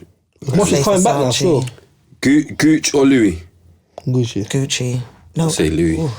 Sportswear or designer? Designer, man. Gotta be in it. Coke or Pepsi? Coke. Come on. Fanta or Tango? Fanta. Come on, man. It's just the real. We're just keeping it real. Orange juice or apple juice? Orange juice, man. You're like Mike GOC. You lot going mad with your orange juice. Apple juice. Chocolate or strawberry milkshake? Chocolate. See, man, you see, I've left out the banana. Man can't be asking man if they want banana. Rice and peas or jollof? See, I'm not That's being... a hard one, man. I want to hear from someone so that's do not, I. you know, from Oxtail someone that's recipes. not African or West Indian, from someone that's not African. Or, 'cause every time we have someone, if they're West Indian, they say rice and peas. If we're African, they say jollof. So now You know what? I want to know from someone that, Yeah. do you get what I'm saying? Jollof is hard, yeah, but I like oxtail rice and peas. I made that today. Easy. Come on. That's my thing. Yeah. Man, We say you rice and peas. so. Oxtail. Simple. Come on. Inside or outside? Indoors or outdoors? You rather be inside or you rather be outside in the streets? That depends, man. In this country, inside. Abroad, outside. Yeah. Simple. All right, you're a boxing man. 100. My G. All right. Errol Spence or Terence Crawford? That is I want to hear what you think about that one. My heart, Errol Spence. But my head, boy, Terence has got skills, you know. I think I'd have to take a shot with them, you know. Terence has got skills. Not man. a stuff or not a shot, but I can't have to pick choose between them. That's what I thought. Yeah. Them It's two. hard, though. Do you get what I'm saying? They got to make that fight happen, man. You get what I'm saying? Like I can't if pick that one. don't happen this year, man, I can't pick that's one. whack. Amir Khan or Prince Nazim? That's an easy one. Nazim. Prince Come on, big Amir up, Khan, big up, Nazim. Prince Nazim, my dog. You get But you me? see what is it? See with any of them boxers, man. You see what? I don't say nothing about them. They made millions, man. Yeah. No, but if we're talking, come on, man, Hall of Fame, man, Nazim, Yeah, that's Prince my Nazim, guy. You yeah. get me? You can't style him. Amir Khan can't style him. No. You get what I'm saying? Muhammad Ali or Mike Tyson in their prime? Muhammad Ali, man. In their prime, yeah. Yeah, 100%. I'm a Tyson guy. I'm just dealing with Tyson's rootlessness. Muhammad Ali, I'd Yeah, say. everyone says Muhammad because of who he is. You know, like You won't give up, man. but just the person as a person. Yeah, exactly. You get what I'm saying, and what he He's stood deep. for. What he stood for. And yeah, I would say Muhammad Ali. But if we're talking boxing, how Tyson, he stood that's out, who I how grew he up stood with. out, the way he skipped around in the Yeah, I ring, grew up even with his Tyson. charisma, the way he was- spoke on it was just Yeah, but Tyson was special. vicious. You see what Yeah. he's about? Tyson would have whacked up Muhammad Ali. No. You get what I'm saying? Knocked him out. Nah. Like the Tyson I grew up with. But it's cool, cause Muhammad, you get what I'm saying? iPhone or Samsung? iPhone. Samsung. Samsung, like, that thing, iPhone. Samsung. You know about football, yeah? 100. All right, Liverpool. Liverpool. All quality Liverpool guys, as well. all quality guys support Liverpool, you know? Yes, I swear down. But we're going to go with Mbappe or Haaland. Mbappe. Come on, but Haaland's doing his thing, you know. I thought that was a good one. I thought that was a good like, little, yeah. But yeah, Wayne Rooney in his prime or Harry Kane? Wayne Rooney. Come on, man, it's got to be Rooney's, man. I should have picked some more football, but I wasn't sure if you was into football. Salah, man, come on. Come on, Salah is the guy. Firing right now. Yeah, I'm not even gonna say him or anyone No, else. you It's can't gonna right be now. him. Not you right get what now. I'm saying? Ronaldo or Messi though? Ronaldo. Yeah, Ronaldo, innit? Girl thing, but you got your wife in it. But but just in general, looks or personality. Oh, bro, that's a mad question, man. Both. That's what I'm saying. You gotta have. That's why you can't have a butters thing. But that's what I'm saying. Yeah, But it's I'm, like, with, yeah, but you can't, I'm like, with that. it's- Good girl or bad girl? Obviously, you got a Good girl. Come on, blood. You get what I'm saying? Money or love? See you, you're ruthless. You ain't changed, you know. Man ain't saying love straight away. Astaghfirullah. Man ain't saying love straight away. Astaghfirullah. Man said money or love, and a man just money, man. What you mean? Listen, no, I'm with you. But what I mean is but forget what you mean. He said money, astaghfirullah, we're gonna work with that. You get what I'm saying? But this is a question especially for you, yeah. Masjid Al-Haram, yeah. That's for anyone that don't know. That's Mecca, yeah. Or Masjid Al-Aqsa, the Prophet's Masjid. It has to be Masjid Al-Haram because the most rewards of praying is in Masjid Al-Haram. You know. But I would love to go to Masjid Al-Aqsa if that could ever happen. It used to be in Palestine, in Israel. Hopefully, still in Palestine. But that's your choice, yeah. Because one of the brothers told me to ask you this, you know. Yeah, you know what? Like, it's Islamically, yeah. Because they wanted to know. Because they picked Al-Aqsa. Yeah, you see what is? You see that in Islamic terminology, like big up Smiley, as well. Like the masjid in Mecca, that's the most important one, isn't it? Then is the one in Medina, and then Al-Aqsa. From what I understand, I could be wrong. But yeah, I would love to pray at Al-Aqsa, man, but I don't know if that's going to happen. That is the fire round. Cream, your time, you know. What is that how you do it? Yeah, current first affairs. you No, current affairs. Okay. Yeah, then I did the current affairs. So, obviously last week, when we done the last episode, the following day, we heard the news about Jamal Edwards. Oh yeah. Yeah. R.I.P. Jamal, man. Yeah, we I got blogged as well, man. They blogged me, man. I told them about this. So now everyone see me. I need to stop tweeting because people misunderstand me. Yeah, but you know, like when you just write and you send, like it sometimes get misunderstood because I wasn't talking to everyone. I was literally talking to the industry people because I saw all the industry people posted him and R.I.P. Jamal and all this. But these people, they send all their videos to GRM and.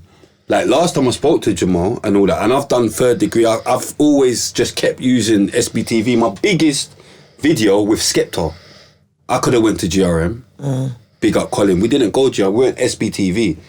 Do you get me? Because that's just where I've started and that's where I've always got the most love, innit? So anyway, and that's on 2 million views. That's my most views, but yeah, SBTV. But my whole point is even when I was chatting to Jamal, last and I was like, what's going on? Why's the views gone down? But his thing was like, because all these artists are not bringing in videos and all that. You know? And it's like, obviously he was trying to move away from negativity and so much negative. So it's not necessarily the drill, but you got videos that they're not negative and they still weren't coming to a minute. So my whole thing was like, all right, cool. I understand that everyone remembers and, you know, like, and they're knowing their salt now, innit? Because you done a lot for everyone. But I'm into giving people their flowers whilst they're still here. This is me giving you your flowers because I'm rating. I've looked and seen you, and you know I've been onto you for a few months because I like what he's doing, innit? And I like what you stand for. Do you get what I'm saying? So, same with GLC, same with everyone that's come and sat on this chair. We're into giving them their flowers now. Not like when they've died to say, Hitz done well, you know. Hitz changed his life and man's dead. Right, do you get what I'm saying? Like Jamal, if you lot actually showed half of the love, you showed him. If you showed him half the love, I'm sure he would have died a happy guy. Like not like that, but I'm sure he didn't realise how much people actually loved him. Do you get what I'm saying? So that's all I tried to tweet and say, and I got trolled by bare chiefs and that. Like, I had chiefs telling me because they didn't get it. Because I was like, why are you not posting him now? And they're like, but anyway, big you lot up anyway.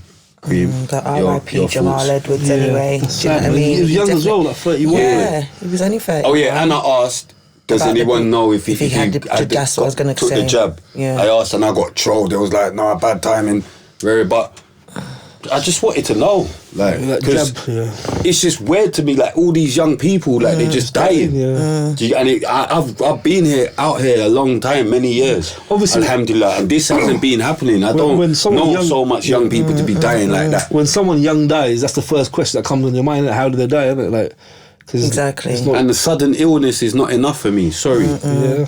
That's deep still. A lot of footballers have been collapsing as well. That's the thing as well. And a lot of men. So sometimes you have got to kind of ask some questions. Do you know what I mean? Yeah, maybe I chose the wrong timing. It might have been, a bit of wrong timing. But the question what you asked, it's not Yeah. it's not actually bad what you say. Do you get what I'm saying? Man. They got onto me in a mad way. Seriously, on Twitter, Yeah, bro. listen, he was getting it because They were blogs trolling picked it me, up and the they blogs, was UK posting gossip. what he tweeted, and I could just in the comments they were just killing him. I had to tell them suck them mother collectively. Just for that? Yeah, Like, they the was amount just- of people that was tweeting me, I had to collectively tell them suck their mother. I couldn't even respond to everyone. I've Social come back on media- Twitter and I social thought, media- wow, like bare Chiefs. That's And I just deep. I posted all the episodes. So I thought, no, you lot need to watch my show true, yeah. and see that I'm cool. I'm alright. I'm not how you lot think because you've seen a one tweet. But I think what it is because they've obviously posted him. You know, normal people post him as well. So they think I'm talking to them or I'm not talking to you lot. I'm talking to the people, the industry. Yeah. I'm talking to industry dudes that's acting.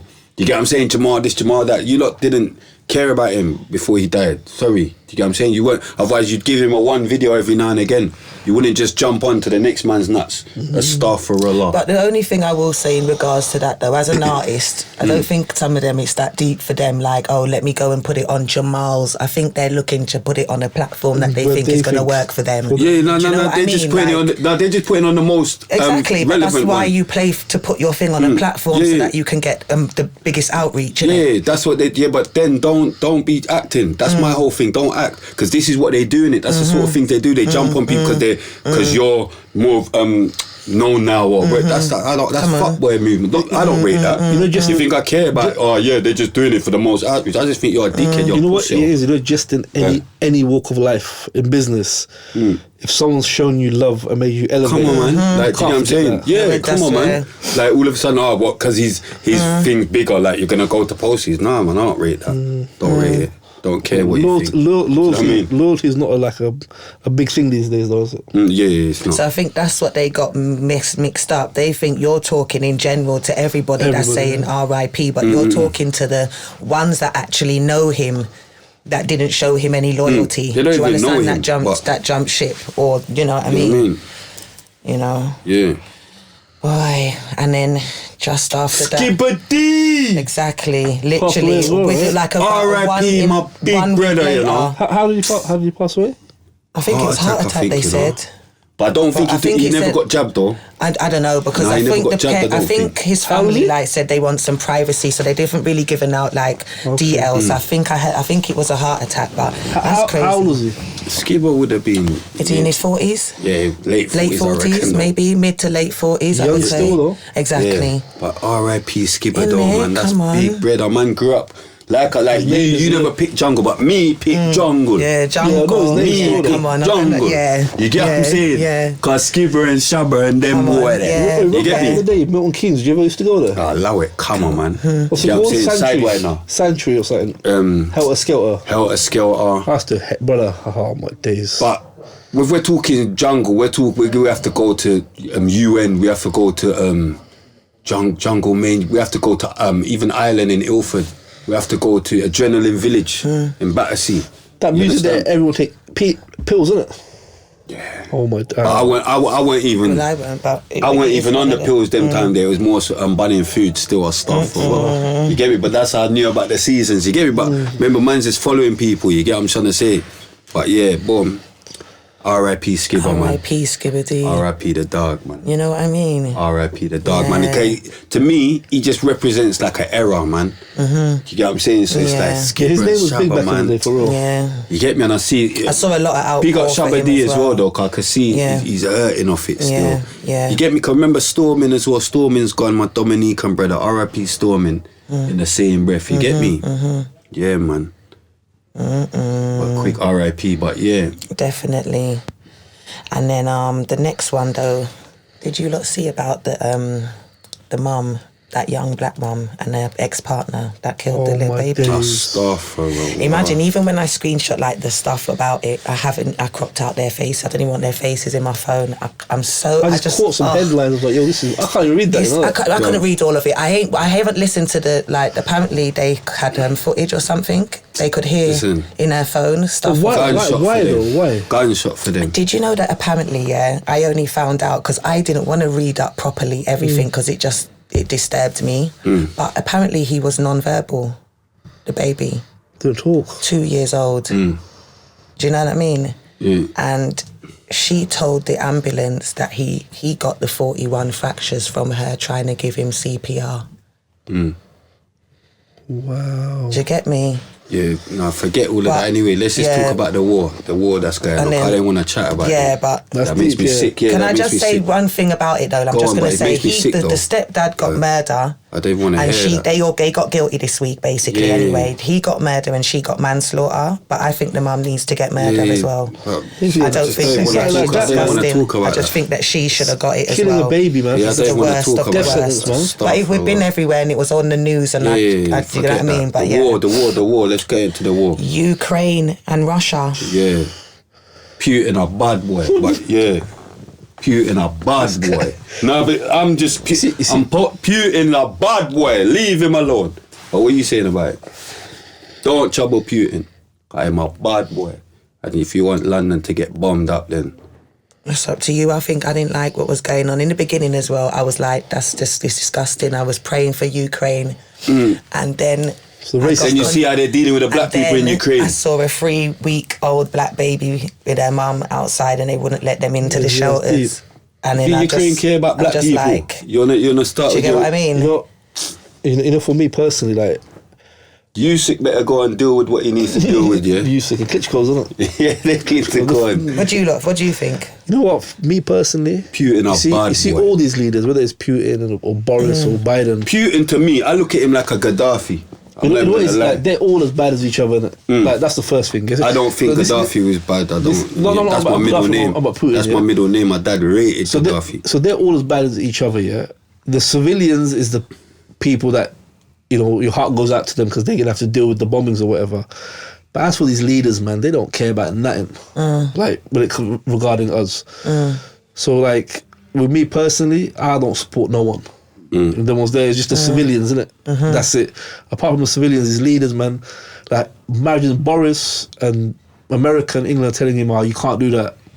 But I swear you lot went into Iraq and this place and that place. You know, it just make no sense, innit? Yeah, they just pick and choose. Pick and choose. They pick and choose because it's praying for Ukraine, but what happened to praying for the Gaza? And what happened to praying for Palestine? What happened to, like, I've even got this picture. I'm gonna fling it up there, Carl. Putin a bad boy, but it's like uncovering African history.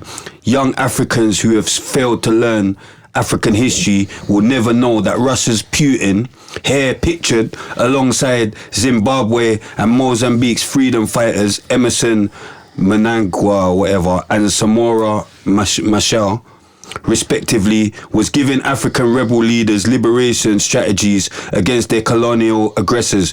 Putin was on the ground in Africa for 4 good years, helping our fathers fight against colonialism and external aggressions from the Western power you now passionately love. Today, your CNN is brainwashing you to describe your liberators as dictators.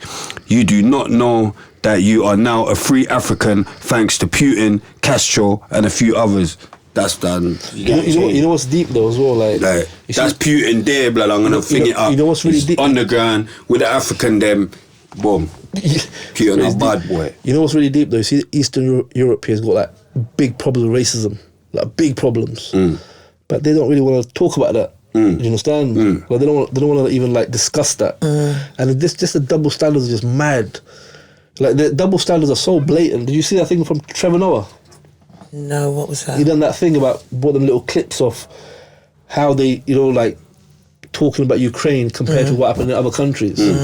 Pray for all the civilians though. Yeah, that's it, man. Before I get trolled again. You get what I'm saying? 100, yeah. That's before I get trolled again. But I'm just rating Putin. For me, in my own madness. For me, I believe very little what I see on the news. You know, you got to do your own little research and whatnot. But I just know these people. You know what? Just there's an eye in the Quran. I agree with you to a certain extent. All these leaders, there's an eye in the Quran. Yeah, to summarize it. Yeah, like God, like it says in the Quran, like you know, when you basically I'll summarize it. When you say to them, like don't do evil deeds on the earth and whatever, don't go around making mischief and you know.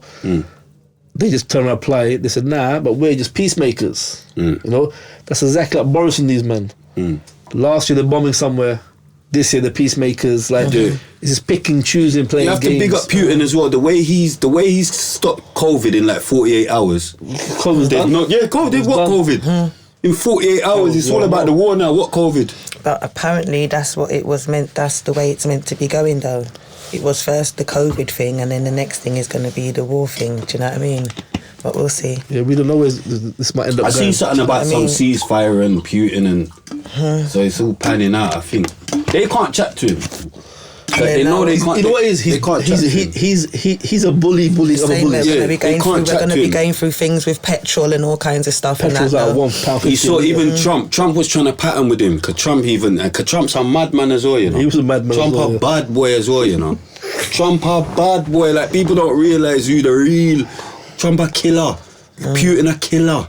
Yeah, 100. Yeah, Putin a killer. Like he ain't got time. Do you hearing him? Like man, get involved. I'll press a button on this thing and we're all dead.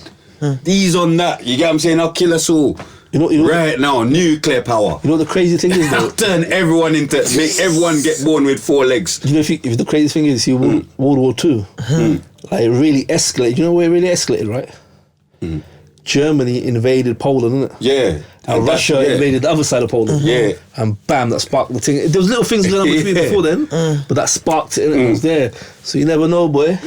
No, you never know what might happen. No, but they know they can't chat to Putin. It's bare mind games like, oh yeah, British troops are over there. Boris, stay out of it, please. Bro, I rate Boris. They shook. Boris is my dog. So Boris, if you're listening, just allow it. You know what it is? They shook the spray because of course they shook. Because the Ukraine said, look, do a no-fly zone here.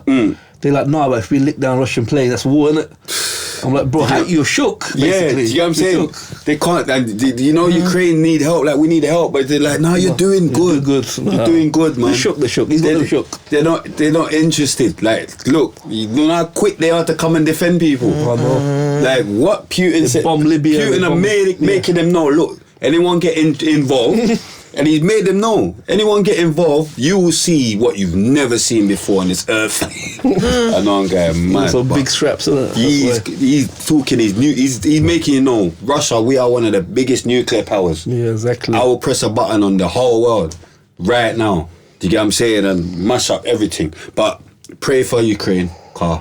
You give me, I better pray for everyone right now. Also, man, I better pray for everyone right Palestine. Now. Pray for Palestine, Syria. That's my whole point. Kashmir. That's my whole point, bro. Like this, where's the pray for Syria? Where's the pray for you? Like you got footballers coming out now and it's all pray. What happened to Syria? What happened to Gaza? You know how much kids have been dying.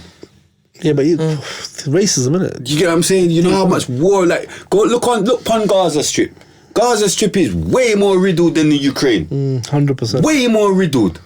100%. For years, year in, year out. 50 years, man. Do you get what I'm trying to say? Year in, year out. Not one. There's not been one gap. Do you get what I'm saying? Why do you think Vibe said Gaza Messe? Well, Vibe's cartel. Yeah. That's Gaza Strip. It's 100. War. War, innit? Yeah, every day. Every day. But we don't pray for Gaza. Oh, no, it's not even on the news no more. Done. We don't pray for Gaza, but we must pray for Ukraine that don't want us to come on the bus. Exactly, yeah. That don't want us to escape what they're trying to escape. That's deep, innit? I see the videos. Come on, man. Like, even during war, you lot still find time for racism. Like, you lot still find time for it. It's true. Even at a time of war. That's true, man. Do you get what I'm trying to say? We're just trying to escape what you lot are trying to escape, but we must wait last. Exactly. We must dead. Then. Basically, you're telling us we must hold binds. Like, allow it, man. But anyway, pray for everyone. They want to get chilled and boom, boom, boom. Like, is it me? Any more current affairs, car? There was just one more. It was about. I gotta come off that. But make sure my channel stays and all that. Oh, be careful, you know. Yeah, you get what I'm saying? Big up everyone. You know. Big up everyone. You get what I'm saying? Like, yeah, you get what I'm saying. So there's this TikToker girl. I think they call her Mavie Blogs. She got. Did you hear? Her and her mum got arrested for murder. That was a little while ago. Was it a little while? Oh, I just... About a month ago. Was it? Oh, okay. Oh, I'm a bit late then because I only just saw it. Oh, okay, because I saw them reporting on it. Basically, they drove some guys off the road and they died. I was about to say I didn't... At the time I looked at it, everything hadn't come out yet. So what happened? So basically, But the two guys that got 'Cause I just saw it was killed, some one of crash. the guys' dad said that his son left to go and pick up his friend or something like that. And I don't know if they went to her house or she went to theirs. Something's obviously gone on in the middle of it. She's in the car with her mum, that they're normally on the TikTok with, and their friend, and they're chasing the two guys down the motorway, and they've run them off the roads. There might have been another car with some guys as well, and the car's gone up in flames, and the two guys have died. How they chasing them? Two guys, I know. Like, why? I would stop my car. Like, were you chasing me? But I think that they're saying that there was another car with some other guys as well. Oh, so it was them and some. So I don't know what's gone. Yeah, and they're driving, and then she had apparently was on her TikTok, like just recently saying, "I just killed some." They're not gonna get. They're gonna get manslaughter. Manslaughter, yeah. They're gonna get. I don't really know nothing about it, but, I did hear. Yeah. Did you see it come up? Yeah. It come up on the thing. But one thing I would say, see when cases is pending, you just got to leave it until it's done. Yeah, until you actually know what's really good. You know, like when some certain rappers get arrested or whatever, it's like, but let the case get done, then comment. So sometimes, you know what it is? You don't know who's in that jury. They might get influenced by spray on the podcast. You know, you never know. People watch stuff. Yeah, come on, man. This is why some people are crazy. Like they be commenting on stuff like with like serious cases going on. Yeah. And man's giving opinions. There's no opinions. You know, it's deep, man. You have to wait till all the evidence. But that's why they even talk about it before, because nothing had come out yet. So yeah, it's good. Because I saw good that. to hear that. Someone they was talking about it. I was like, But yeah, dilemma time. You know, every episode we have a different dilemma. This dilemma actually came in about 6 weeks ago, but I saved it because I knew we was getting him on, so I saved this one because it's relevant. Furthermore, I'm going mad. The main subject, snakes. Before even dilemma time, I'm going mad, Cream. And look, you was cool. And I was actually going along. Snakes. I want to talk about snakes quickly. Main topic. Do you get what I'm trying to say? Because you know what it is? It's just it's fitting for me at the moment. Cause I've just been I'm having to cut out. You know what's bad though? Mow the lawn. I'm having to mow the lawn. We be talking for 2 hours. It just feels like man, we spoke about that. Yeah. No, we spoke about things still. You just listen to your story that was heavy. What you say about snakes? Snakes, blood. Like I've had to mow the lawn in a heavy way. But my whole thing is like snakes always it's sad, but it comes from friendship. Obviously. Like your enemies can never be snakes because you know that's your enemy. So it's like my whole thing is I just want people to understand and like look around you now. If you're watching this here, think about your friends and pre them and make sure they're friends for the right reasons and make sure do you get what I'm trying to say? And they're not just using you. slithering around you because they're trying to get what they can get. Gal is even worse. Like gal is even worse. Yeah. Car, you have gal that will just hate on you cause you're pretty or hate on you cause you are the podcast queen ice cream man. But you get what I'm trying to say? You got to get like gal like but, come on. But you got man that's like gal. What they say about girls though, girls don't like other girls, they're pretty and stuff. You got it is true. And they wanna be I do you, think but you got man that's like gal. Same way, you know, because it's like I will have man like I'm doing my little podcast or whatever, and then you got man that will be like, oh yeah, you know, like big up your podcast and rare, but bro, you don't even follow my podcast page. Do you get what I'm trying to say? I saw people commenting when you made the people that we know, you know, like when you do you like when you went on the blogs. And they're just going in on you, you know, like with their opinions. Oh, there was people. But when we got posted for good stuff, I didn't see them right. Oh, with people onto me because I don't follow that page. No, I just saw a couple. You know when you're just looking at people that as soon as it's something negative, you see them jumping on it so quick. But if it's something else, they're not. Because they shout your downfalls and they whisper your successes. You know what I know? You know what? I've been doing social media now. 10.5 months here. It's not even been long, and I think people have a lot of people with mental health problems. Like just weird way of thinking people have, you know. Like someone make a comment on the podcast I've done. I'm like, bro, did you even watch the podcast? Exactly, bro. It's nuts. It's crazy, and you got to realize, like I say to you, and I promise you, like check your friends because not all are friends. Do you know what I mean? You have to be careful who you've got around you. You know, some people they don't want to see you succeed or progress and stuff like that. And some people, they you can do well, just not better than me. Yeah, 100%. You got them people as well. Win, but not before you got them people as well. They're a great friend whilst they're on top of you. Yeah, but you know, the second you start excelling and you're looking like you might be taking over, All the hate sinks in. And people hate over the most strangest things, like, bruv, someone's got, like, I don't know, something, like, it's little things, like, you got and then you got people that will hate, be snaky. They have more money than man, but man get more gal, or man. Do you get what I'm saying? Man, enough people hate. Do you get what I'm saying? The snakes. It's normally like deeper than those things. They normally hating on things like that's in you, not even on you. Yeah. Do you understand what I mean? It's something deep, But snakes, let me tell you this deep story, You see HMP Bulletin? Yeah. Say that again, sorry? HMP Bulletin is a prison, Okay. That's our local prison. Yeah. So when anyone... feel like quite some London man go there in the overflow when London's too full, they go there. Yeah. But Oxford, Slough, Reading, so you go Bullingdon now, But because it's our local, so that's where I met Tion. That's where Tion is. Yeah, because we go Bullingdon from Ville as well. That prison now, like when we were in that jail, like me and my brethren, like we had that prison on lock. And that was our local. That's why, innit? Because it's our local prison. We know a lot of the people in there, whatever. So you know when you got a jail pattern, you got it patterned. Yeah, you know. So I'm not saying I could go to another jail and do that because I probably couldn't. You know, but that jail I could do patterned. it. It's patterned. You know, I'm gonna be real. Like you had Brayers hating. That man's got it. I'm like, bro, I'm in jail. Like I'm in the middle of a shithole, and man's hating. Still hating. Like just because of the way man got the jail. Flexing, You know, and it's like, yo, people are waging her. Like there's a story I told before. You know, Mantle, Darren from West, the Prada crew. Remember Prada Clip back in the day? I know you're talking about. So there's a Prada Clip back in the day. So Mantle's a very good friend of mine, a very good brother. So he's landed in my local, innit? So when he's landed, he see the way man's got a pattern. Made a good friendship with him or whatever. He's got shipped out to Coldingley. This man from West. West London. He got shipped out to Coldingley. One youth from our way has ended up in Coldingley as well. Right. But he's not like he's just a nice kid, not really on no beef thing and stuff like that. So he's an Asian kid in there now. Some youths from London, South London, run up in the cell, take his phone. Boom. So he's used someone's phone and he's called me up on road. I've landed road now. And he said to me, bro, some London youths come and took my phone.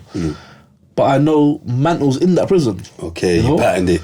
But I ain't got no contact with Mantle, but just like, you see, I respect, innit? So I said, yo, go find a brother, his name's Mantle, Darren, Go find him, you get your phone back. Because I know, innit, the way he moves. The guy phoned me the same evening, the kid phoned me like, I don't know. So I think it was that same evening or the next evening.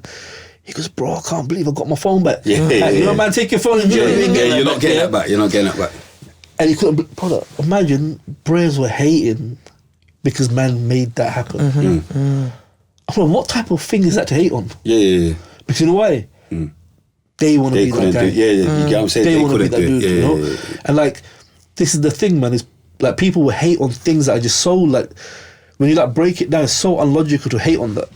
Like, you know, it's just so unlogical, but people hate on it. And that's it's the maddest thing is you get some people that think it's actually good to be a snake.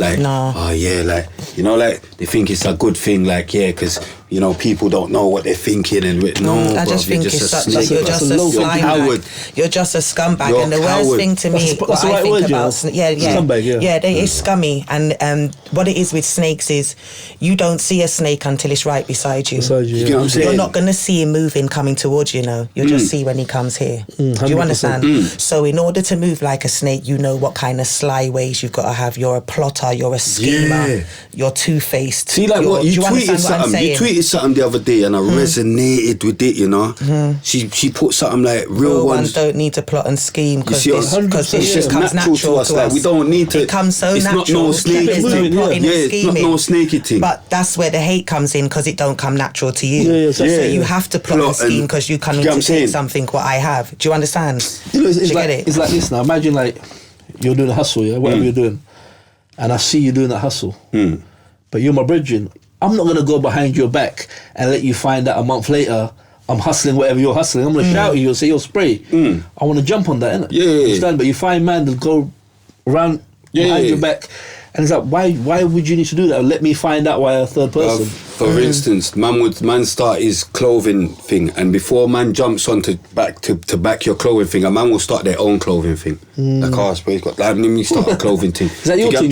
Yeah, really the most. Come on, yeah, you already RTM. know. You get me? RTM to the world and them girls. It's nice though. Come on, fam. You get what I'm saying? I'm gonna get you one still. True, we've sold out, innit? Okay. Yeah, we But the sold colours out. are different as well, Yeah, man. different, man. You get what I'm saying? Goes with the root bears in me. But yeah, that's what. Remember, I'm saying to you, like, blood, like I've had man like recently, and I just know that's what you done. Do you get what I'm trying to say? Try to set man up for these little tomfoolery and them idiot thing. But I'm just too heavy. Do you get what I'm trying to say? So that's not gonna run. But it's like, why would you hate on your own brethren? That's what I don't get with snakes. Do you get what I'm trying to say? They have That's what I don't get with snakes. Like, why? And do you know what I mean? You hate on someone that will do more for you. You got people that would they'll cross you for people that will cross them.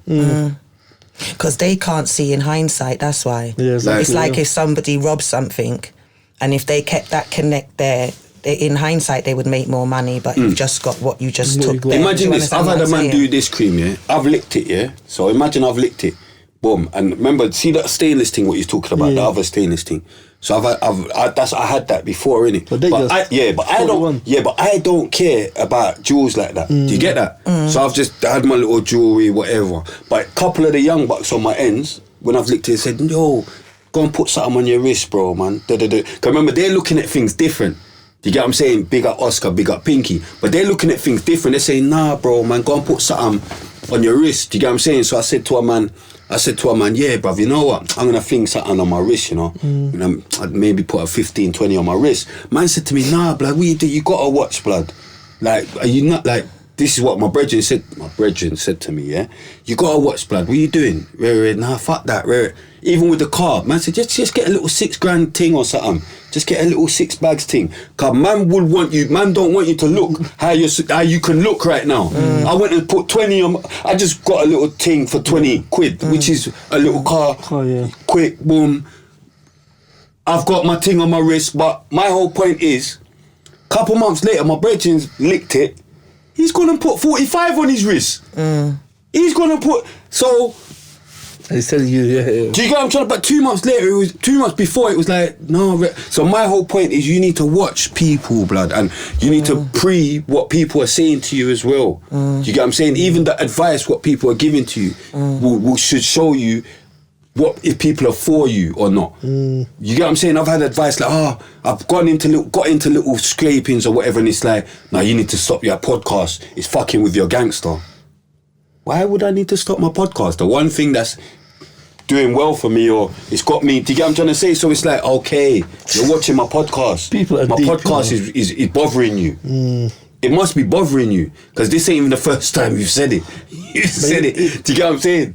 And my whole thing, like I said, you're better off saying to me, fam, you need to hang up your gloves, forget the gangster thing, it's not really you right now, and concentrate on your podcast. You're better off giving me that advice at my big age. You know what? It's people like subliminal, innit? They don't even want to say it like blatantly. Like, I don't understand that. Why? That's you doing your thing, innit? Yeah. That's your thing, innit? Yeah. Whatever you can act like how you want to act. That's you, innit? Like, That's your big man. You make your choices. And me personally, you can't, like, my gangster's my gangster. Do you get what I'm saying? But like, do you get what I'm saying? Not like that. It's that's what man just, that is gangster to me, is to do with what man's done, bro. Do you get what I'm saying? I don't need to even. I'm comfortable within my skin, fam. Do you get what I'm trying to say? I wake up every day, remember, man, it's Muslim. Do you get what I'm trying to say? So a lot of things I don't even really care about like that. Do you get what I'm trying to say? The RTM on there as well, yeah? RTM, blood. Really the most, blood. You see what is? You see like people sometimes say to me, innit, like, I come up, we tell them stories and whatever. I said, let me tell you something, yeah? If you're coming out of work in some office building and you go to these youngers and tell them I'll leave the road alone or whatever, they probably end up jacking you. Because they don't respect, because they think like, bro, you don't know nothing about our life. They can't relate to you. So when it's someone like Spray or whoever it may be, they know he's lived that life. You get me? He was there. You've lived that life, you know? So you see, when I start doing this thing here, I didn't use my real street name because I didn't want to, yeah? Islamically, I couldn't, yeah? Bro, man phoning from south, north, west, like, who's my man? And I was there. But everywhere you go, it's certified, isn't it? Yeah, you could do your little research. Like what you do. Like, so it's like, I said, bro, let me explain something to you. These kids, I know the way their brain works because I was there one day. I remember when people used to tell us, leave the road alone. We just think, bro, be whatever, quiet. yeah. I was there like... Everyone ain't out the other. But you see, when you've been like... This is my little metaphor, innit? I said, imagine you're running the 800 meters. Like, we've got to the end of this thing and said, yo, you know what? That was kind of mad, you know? Like, I wouldn't do that again. So you're telling the man, yo, don't even start this race here. Don't start this race, innit? Because when you're going around that track, but you might not come out healthy, normal, mentally stable. Because most people that, from our generation, drug abuse, mental health problems, you know, like in prison doing mad sentences, that's the consequence of that lifestyle, you know? And people don't really see that until it's too late usually. So that's all man's trying to say. And a man to try to come knock you for what you're trying to do. Yeah. Because look at some of the people you've had on your show. Do you get what I'm saying? I've listened to them and took inspiration from some of the people. Like, right, that's kind of deep still, you know? And whatever. Like even with Mike. Mike is is OG for us, isn't it? Yeah, you know, was there. And he's been like that cocaine thing. He cracked me up. Man, come on, man. You know our thing, fam. Man, you cracked me up. One man here, cocaine, man's out of there. Yeah, so even like that, like, come on, man, you could take lessons from people's life, innit? So they say, there's a saying, I can't remember who said it, a smart person learns from other people's mistakes. You know, I'm telling you right now, I would never live that life again. Because next time I might not survive it. You know, next time how many, you're from London, man. Come on, man. How many men have gone? Scrapings. Do you get what I'm saying? Man's been through scrapings, but man could have been gone a few times. You get what I'm saying? But snake, back to the snake thing, cream. How's it? How you looking at that from a girl's point of view? Because the girl them things deep as well, you know. You get what I'm saying? Have you had the more any loans recently? Or, you get what I'm saying? Like, but it's like, is it a constant mowing with the girl then? I'm like, well, my lawn stays mowed. Do you understand what I'm saying? But I have definitely gone through my snakes. Do you find sometimes that maybe Reds might even see them before you see them? Because I used to see, like, obviously when I used to be in my relationship or whatever, I used to see like certain friends and know there was one girl that he saw me with, and he was like, I don't even know why you're even with her. And she turned out to be a snake. Do you get me? You get what I'm saying? Sometimes you can see them and the girl can't see them, but you can see it. You can see your girl's bridging and see that girl hates on you. You just don't even know it. But most snakes I know, most snakes, they're not in a good place. They hate themselves. They hate themselves. When you look at snakes, you can't. It's a personal thing. It's a personal thing. They have confidence issues and all kinds of little things. What happen? Yeah. Delusions. Yeah. Yeah. Exactly. Delusional. And then, you know what? I preyed a person one time. Yeah. And this person turned out to be. It's not someone who I grew up with. It's someone who I met like years and years later. Yeah. So I must have come out of pen. Yeah. And my man knows that I rented out this penthouse apartment. It's a bad boy thing, like a footballer's thing, yeah? And all the man then will come check me, but he would never come, you know? And one time he was like going past, like where I was living, and he was with like a couple of girls and that, yeah, stuff on road. I said, yo, come check, man, innit? He's like, all right, man's busy, man. And I found it weird though. I'm like, yo, like... hating. Like, why?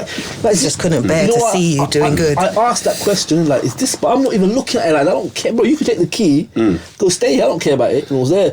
But it was one of them pads. You know, man's are telling him, yo, it looks like I used to call it the Ryan Giggs pad, innit? Like, it was a two-story penthouse apartment. But for me, it's neither here nor there. I don't own it. Just renting it. And it was there. Like, I had it like a 12-month contract on it, yeah? I didn't care about it. But it affected the brain. It was there. He wouldn't come check me. And I found it weird.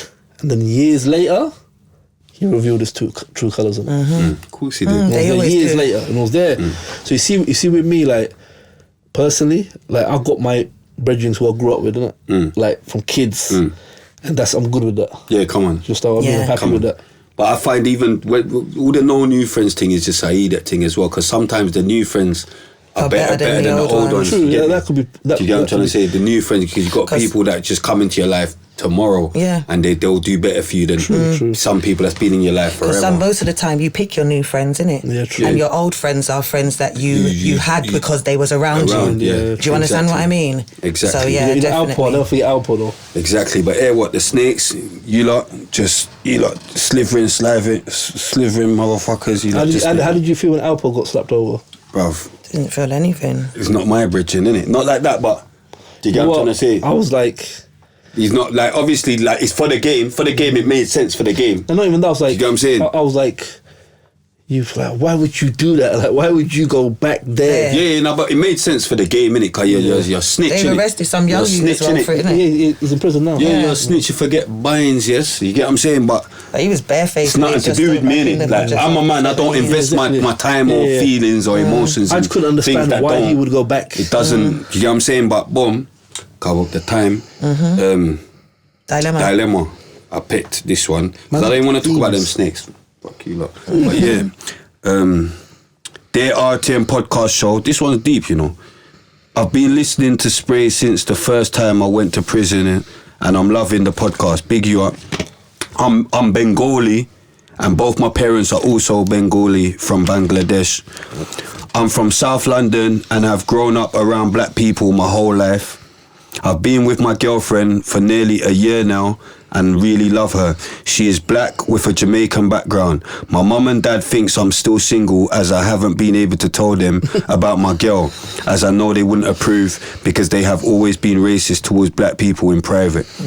Even though my girl reverted to Islam 6 months ago and wears a hijab to prove her love for me, I know my parents still wouldn't be happy. The problem is I've now got her pregnant and I just don't know how to break the news to my parents. Please, can you give me some advice, as I don't know what to do and it's really stressing me out. Thank you and keep up the good work. Cream, they normally want Cream's advice, but Yeah, I was going to say start. Do you want to? I've been through that, man. Have You've you? been through it? Really? Yeah. So my baby mother, St. Vincent, isn't it? is your baby mother See, black? Oh, what's okay. him now? Mixed race. Mixed, Yeah, yeah, okay. So yeah. so basically, so what happened? So I got her pregnant, innit? Same thing, you know, and whatever. Can you imagine that? And I've seen Imagine that. She turned Muslim as well. Yeah. So obviously, so she turned Muslim. The story I told you, I said to the girl, you got to leave the yard. That bounced. That's the same girl? That's the same Really? girl. Wow. Yeah. See, come full circle. No, yeah. So boom. So what happened? So obviously, Islamically, that is like, right, you can't really stay here, innit? No one's there, and whatever. This is 08 now, so you can't really stay here, whatever. So got to do the right thing, and Islamically got to marry it, you know. Nikah. So did the nikah, yeah. But also I ain't told my parents, innit? My parents, Asian background or whatever. Why are they Yeah, racist what is towards it? black people? Are you meant to marry within your culture? No, is but- that what it is? You know, No. see what it is. See, for us, it was a bit different because we grew up so multicultural, so it Okay. wasn't unusual. Okay. You know, like it wasn't unusual. Like, but obviously, I just didn't tell my parents because I don't want to have that conversation. It could have been any girl. I just want to have that conversation, like, because you know people really thought, yo, this brother's gone mad. Like he's left the road, sold his cars, and and the next now back to a man I got married. You know, like this guy's really lost it. So I didn't tell my family for like 6 months. You know, so we got our own place. I go to my mum's, you know, whatever. And one day my mum calls me up and she says, yo, tell me something. I was like, what? She's like, are you married? Is it easier to tell your mum though than your dad? Is it easier to She tell asked your mum? me. She said, are you married? I was like, yeah, I'm married. You know, like, I'm not gonna lie, innit? She asked me blatantly, like, I don't want to lie, innit? Yeah. But no, they were fine, they were cool with it. You know, Really? so sometimes, you know what it is? It's that anticipation. You think something's gonna happen. What is your advice to him though? Just tell them, man. Just tell Yeah. him. Just tell them. Because he's adamant that they're But not gonna.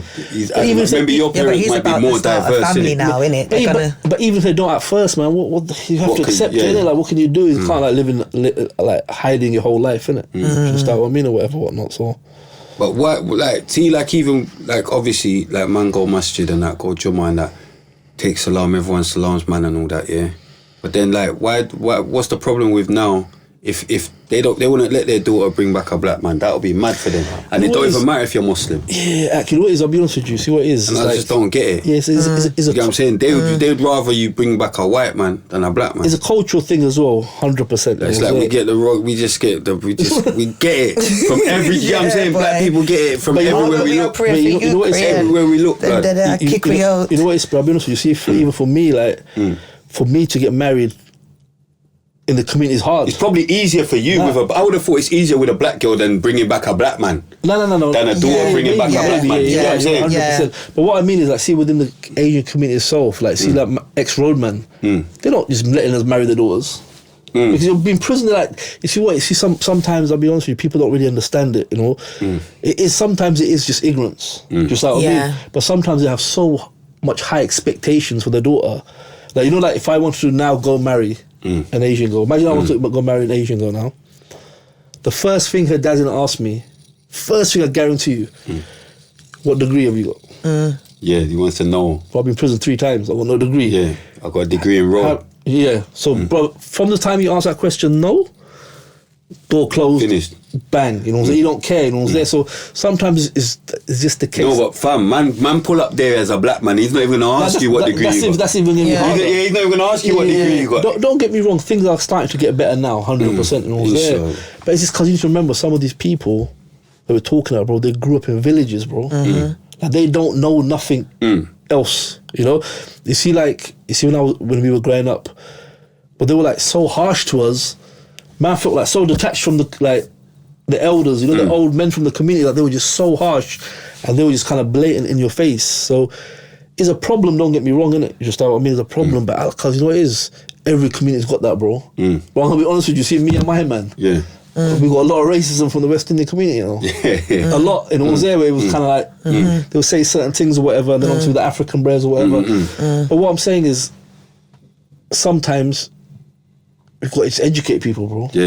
You know what I mean? And sometimes, see that older generation, you just got to lead them to it. You just got to lead. That's what I came to realise, you know, there. So, because obviously now when my kids are being mixed, starts with us. You understand what I mean? Like, my kids are mixed, like, you understand? So I want my kids to know about their heritage from St. Vincent, and they got white grandparents, Asian, so I want them to know all that, you understand what I mean, or whatever. And don't get twisted, people will say things behind closed doors or whatever, but I ain't even watching that, you know what I mean? So it's just one of them things there, man. You know, racism is every community, bro. Yeah, definitely. But you see what it is, you see like, our thing is, see, with a lot of the Asians, you see a lot of the Asians that came to the UK, if I take you to some of them villages, bro, there's like 20 houses there. So that's all they understood, is that harsh way of living. You know, like, for example, in our community, you know, the father don't ever tell the son he loves him. Okay. You know that? Do you think that they, like, so what do you think, that they look at black people and associate them with poverty or something? No, I just don't think they even know what they're doing themselves. Yeah. You know, see, I'll give you an example. You see my culture, yeah? We've got tribes. We have different tribes, like he's from this tribe, I'm from that tribe. Sometimes they won't let each other marry into each other's tribe. Right. And it could literally turn into a beef. Right. Like a literal beef. It's just tribalistic people, man. It's like, you know what, I feel that is just complete ignorance. They don't even know why they're doing it sometimes. Like what you don't know, Yeah, exactly. No, I get you still, but basically our advice, is you just need to tell them and just get it over and done with. But you know what, that's the only thing you can do. Get it over and done with. Do you get what I'm trying to say? And if they don't agree with it, then obviously you're just gonna have to deal with that and just try and, you've got to pray for them, innit? Like, you know what I mean? You can't hide it. Pregnant now, and you are going to start a family. You're going to have to take the car. You're going to have to move on to the next level. You get what I'm trying to say?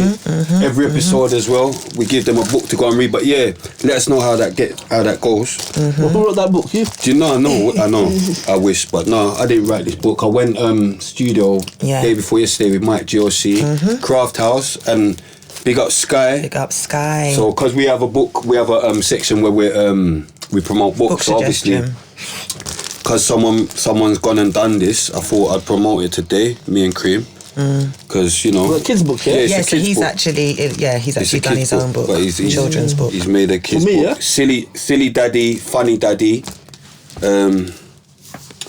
rhythm and flow captivate any young reader in this short tale about parental bonds. Kids, you know? Sorry, rhythm and flow captivate any young reader in this short tale about parental bonds, showcasing learning and fun in bite-sized, memorable moments. So basically, he's made a kids book for kids. I gave mine to my niece. This is Cream's one, and my niece actually liked it, the look of it, because you know I've got 2 black people in there. But and yeah, there's activities. silly daddy, funny daddy. But yeah, no, big up Sky though. Could you imagine? Let me see it. Big up Sky, man. Could you imagine Spray reading the kids' book? Yeah, no, I read the book to my niece. But I like what he's doing though. That's good though. He's got a sauce as well. Yes, I'm gonna have that with my dinner Saucy later. Soca, right. Yeah. Carnival on a plate. Pepper So sauce. now big up Sky, man. Yeah. Because our platform is about promoting people, you know, like yeah, he's from 100%, he's from all this China thing, and this is something good. It's Yeah, when positive. he said. Do you get what I'm trying to say? He's positive, and he's an engineer as well. Deep, man. Yeah, Right, he's know, got his man. own studio and stuff. So this is things that he's doing other than that. Yeah, Do you know what I mean? So yeah, now make sure you go and Nice. cop that for your child, son or daughter. And that's it. And that sauce is his as well. Yeah. Yeah, it's his as well. You know. Doing his thing, man. He's trying, man. But nah, man, big hits. You know, I got one more thing from Tiani. He was like, good heart, good friend. Got one more See? thing from him. So apparently you got a good heart and you're a good friend now. What, is but that him messaging? love for, no, it's through someone Oh, still. through someone, Come on, yeah. you're going mad, fam. You ain't got no tech, bro. What's he gonna take now? Bruv, you're going mad. You ain't got no Maybe tech, you're. bro. Yeah, No, no. fam. Oh, yeah, for no, real, bro. yeah. No, bro. But yeah, so boom. Now big up for coming true though. Definitely. Man. You get what I'm saying? Definitely. And enough respect, fam. I wish you came ages ago, but we made it happen. Nah, you get what I'm trying to say? We made it happen, and it's a great talk. And the wickedest thing, Yeah. like what you just said a minute ago, bro, we can talk for like nearly 3 hours. I just don't feel I even got to the like. Do you get what I'm trying to say? You know what I mean? Like, but it's the same thing with 3 GLC. We done 3 hours. 3 hours now, with could him have and done it another still 2 felt hours. like you know, could talk when I done the more. podcast on the Big Channel. When I done the podcast on there, it's like 2 hours, isn't it? No, it's 1 hour and a half. No, it's more longer than that. The Bridge. The bridge. I swear it was like No, an hour. It was hour 40, 50. We did edit it and stuff like that. So Oh, we did right. it 2 hours. Okay. Yeah. And I thought it was like 45 minutes, isn't it? And he was like, bro, it's been. I was like, what? Yeah. Yeah, So bro. it's even now like it's just so that's what. See, when I sit in my car and tell the stories, Yeah. I kind of like fill in the gaps, innit? Yeah. Just like what I mean. Yeah. It's kind of deep still. No, man.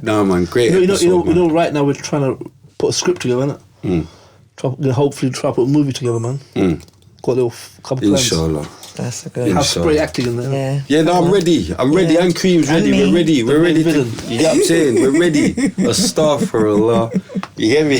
Yeah, nah. But you know what? This is my first episode that I've done without drinking alcohol, though. That's so at least now I know I can You know what- do you an know what's episode crazy? without alcohol. Red Bull, you know what I mean? What year did you start putting your music out? With North Star, it'd probably go back to 04, 03. And then So I was in jail 05, 06. 07 would be when I started putting out my solo. You see, I never really got into UK rap because our time was Nas, Biggie, Pac. and that. I was in jail with one brother from Tottenham, and he was plastic. Yo, who's that? He said, "Yo, you heard of a Young Spray?" I was like 06. Yeah, come on. He was bigging you up still. Yeah, come on, man. And I was listening. My man's talking greasy, you know. Yeah, come on, man. For 04, 20 years, boy, you been doing this. Hey. We are bad boy, Time man. fly quick. Yeah, man. yeah. We were talking about the film the other day, Rolling with the Nines, isn't it? Yeah. And that's been like 15, 20 years. Yeah, we're talking about that as See? well. Yeah, now we're being out here, man. We're being outside, you get me? Being outside, but follow the Queen, though. Queen Ice Cream, the Poster Girl on Instagram. Follow my business page, Poster Girl Lashes, and YouTube Queen Ice Cream TV. You got a bad for me, though, innit? Yeah, you got a bad for me. Follow me. Cause I'm still collecting my weed for when I make my meal. You get me a There star you for a go. lot. But you get what I'm saying? Follow me at young_spray. That's on Twitter. At big_bad_spray. That's on Instagram. Follow the page at RTM Podcast Show. Follow the clothing at RTM Clothing Original. www.reallythemost.com for the garments. You get me? You see me repping my Dominican people. You get me? Big up my Dominican people. Saka fit. I thought he was gonna come with his Pakistan I should flag. have brought it, you know. Should have brought You my get me? Jamaican flag. So I just come and I just made Imagine that. Yeah, Jamaica, Yeah. Dominica, Pakistan. Yeah, you get Pakistan. what I'm trying to say? Imagine that. Africa, Jamaica. Sweet there. Follow my Three brother. continents. Follow my brother. Kicking up Dust Media. Kicking up Dust Media. Media. Blood. Get your flowers though. Yes. We're gonna give you your flowers right now, cause blood. It's hard, fam. You get what I'm trying to say? It's very hard. It's not an easy journey. Nah, it's difficult. Do you get what I'm trying to say? And it's a lonely journey. But let me finish with this point, yes. You know what? I was thinking about this while coming. This is the most important point of this podcast, yeah? You see, when I came off road, yeah? You're transitioning to be normal, yeah? But I still falling into little mistakes. You know, like when I say mistakes, I mean like, I'm in a shop buying something, the guy's rude. Yo, shut up. Yeah. And it was looking at you like you're mad. Like, what's wrong with you and whatever. So you see that transition, yeah? When you make that transition, it is difficult because you've come from living... Habits. No, you come living from such badness. So what someone said something to me, which I took as an offence first, but they explained it. They said, look, you're a bad person trying to be good. I was like, what? I'm not a bad person. They're like, no, didn't mean like that. They said, because you lived badness literally your whole life. Now, and the badness was normal to us. Now you got kind of flip that around and figure out what's right again. And you got that kind of, and I was like, yo, that makes sense. Because even sometimes, like, you know, you do little things. You know, when I first left the road, you know, when you used to go into shops, this is be like, can we have a phone number? You know, for like, or email address. I'd be like, yo, why you want my email? Like, I'll get paranoid. Like, why you want my email address? Like, you offend. Yeah, normal like questions. that. Yeah, normal you feel questions. like are intrusive. Yeah, exactly. But when you live a certain way your whole life, and that's why what I'm gonna say to the people: don't let people judge you. You're gonna make mistakes on that journey. Because there, you're gonna get parking tickets, and you might end up slipping and punching someone up one day. But you gotta keep going forward. Yeah, come on, man. Keep the bird at a minimum. Keep it in match. You get me? If you're gonna go back, make sure it's a 6 month max. You get what I'm saying? Anything's better than don't go crown. You get what I'm saying? Don't go too outrageous. Just a one smack. You get what I'm saying? But yeah, really the most in the world of them guys.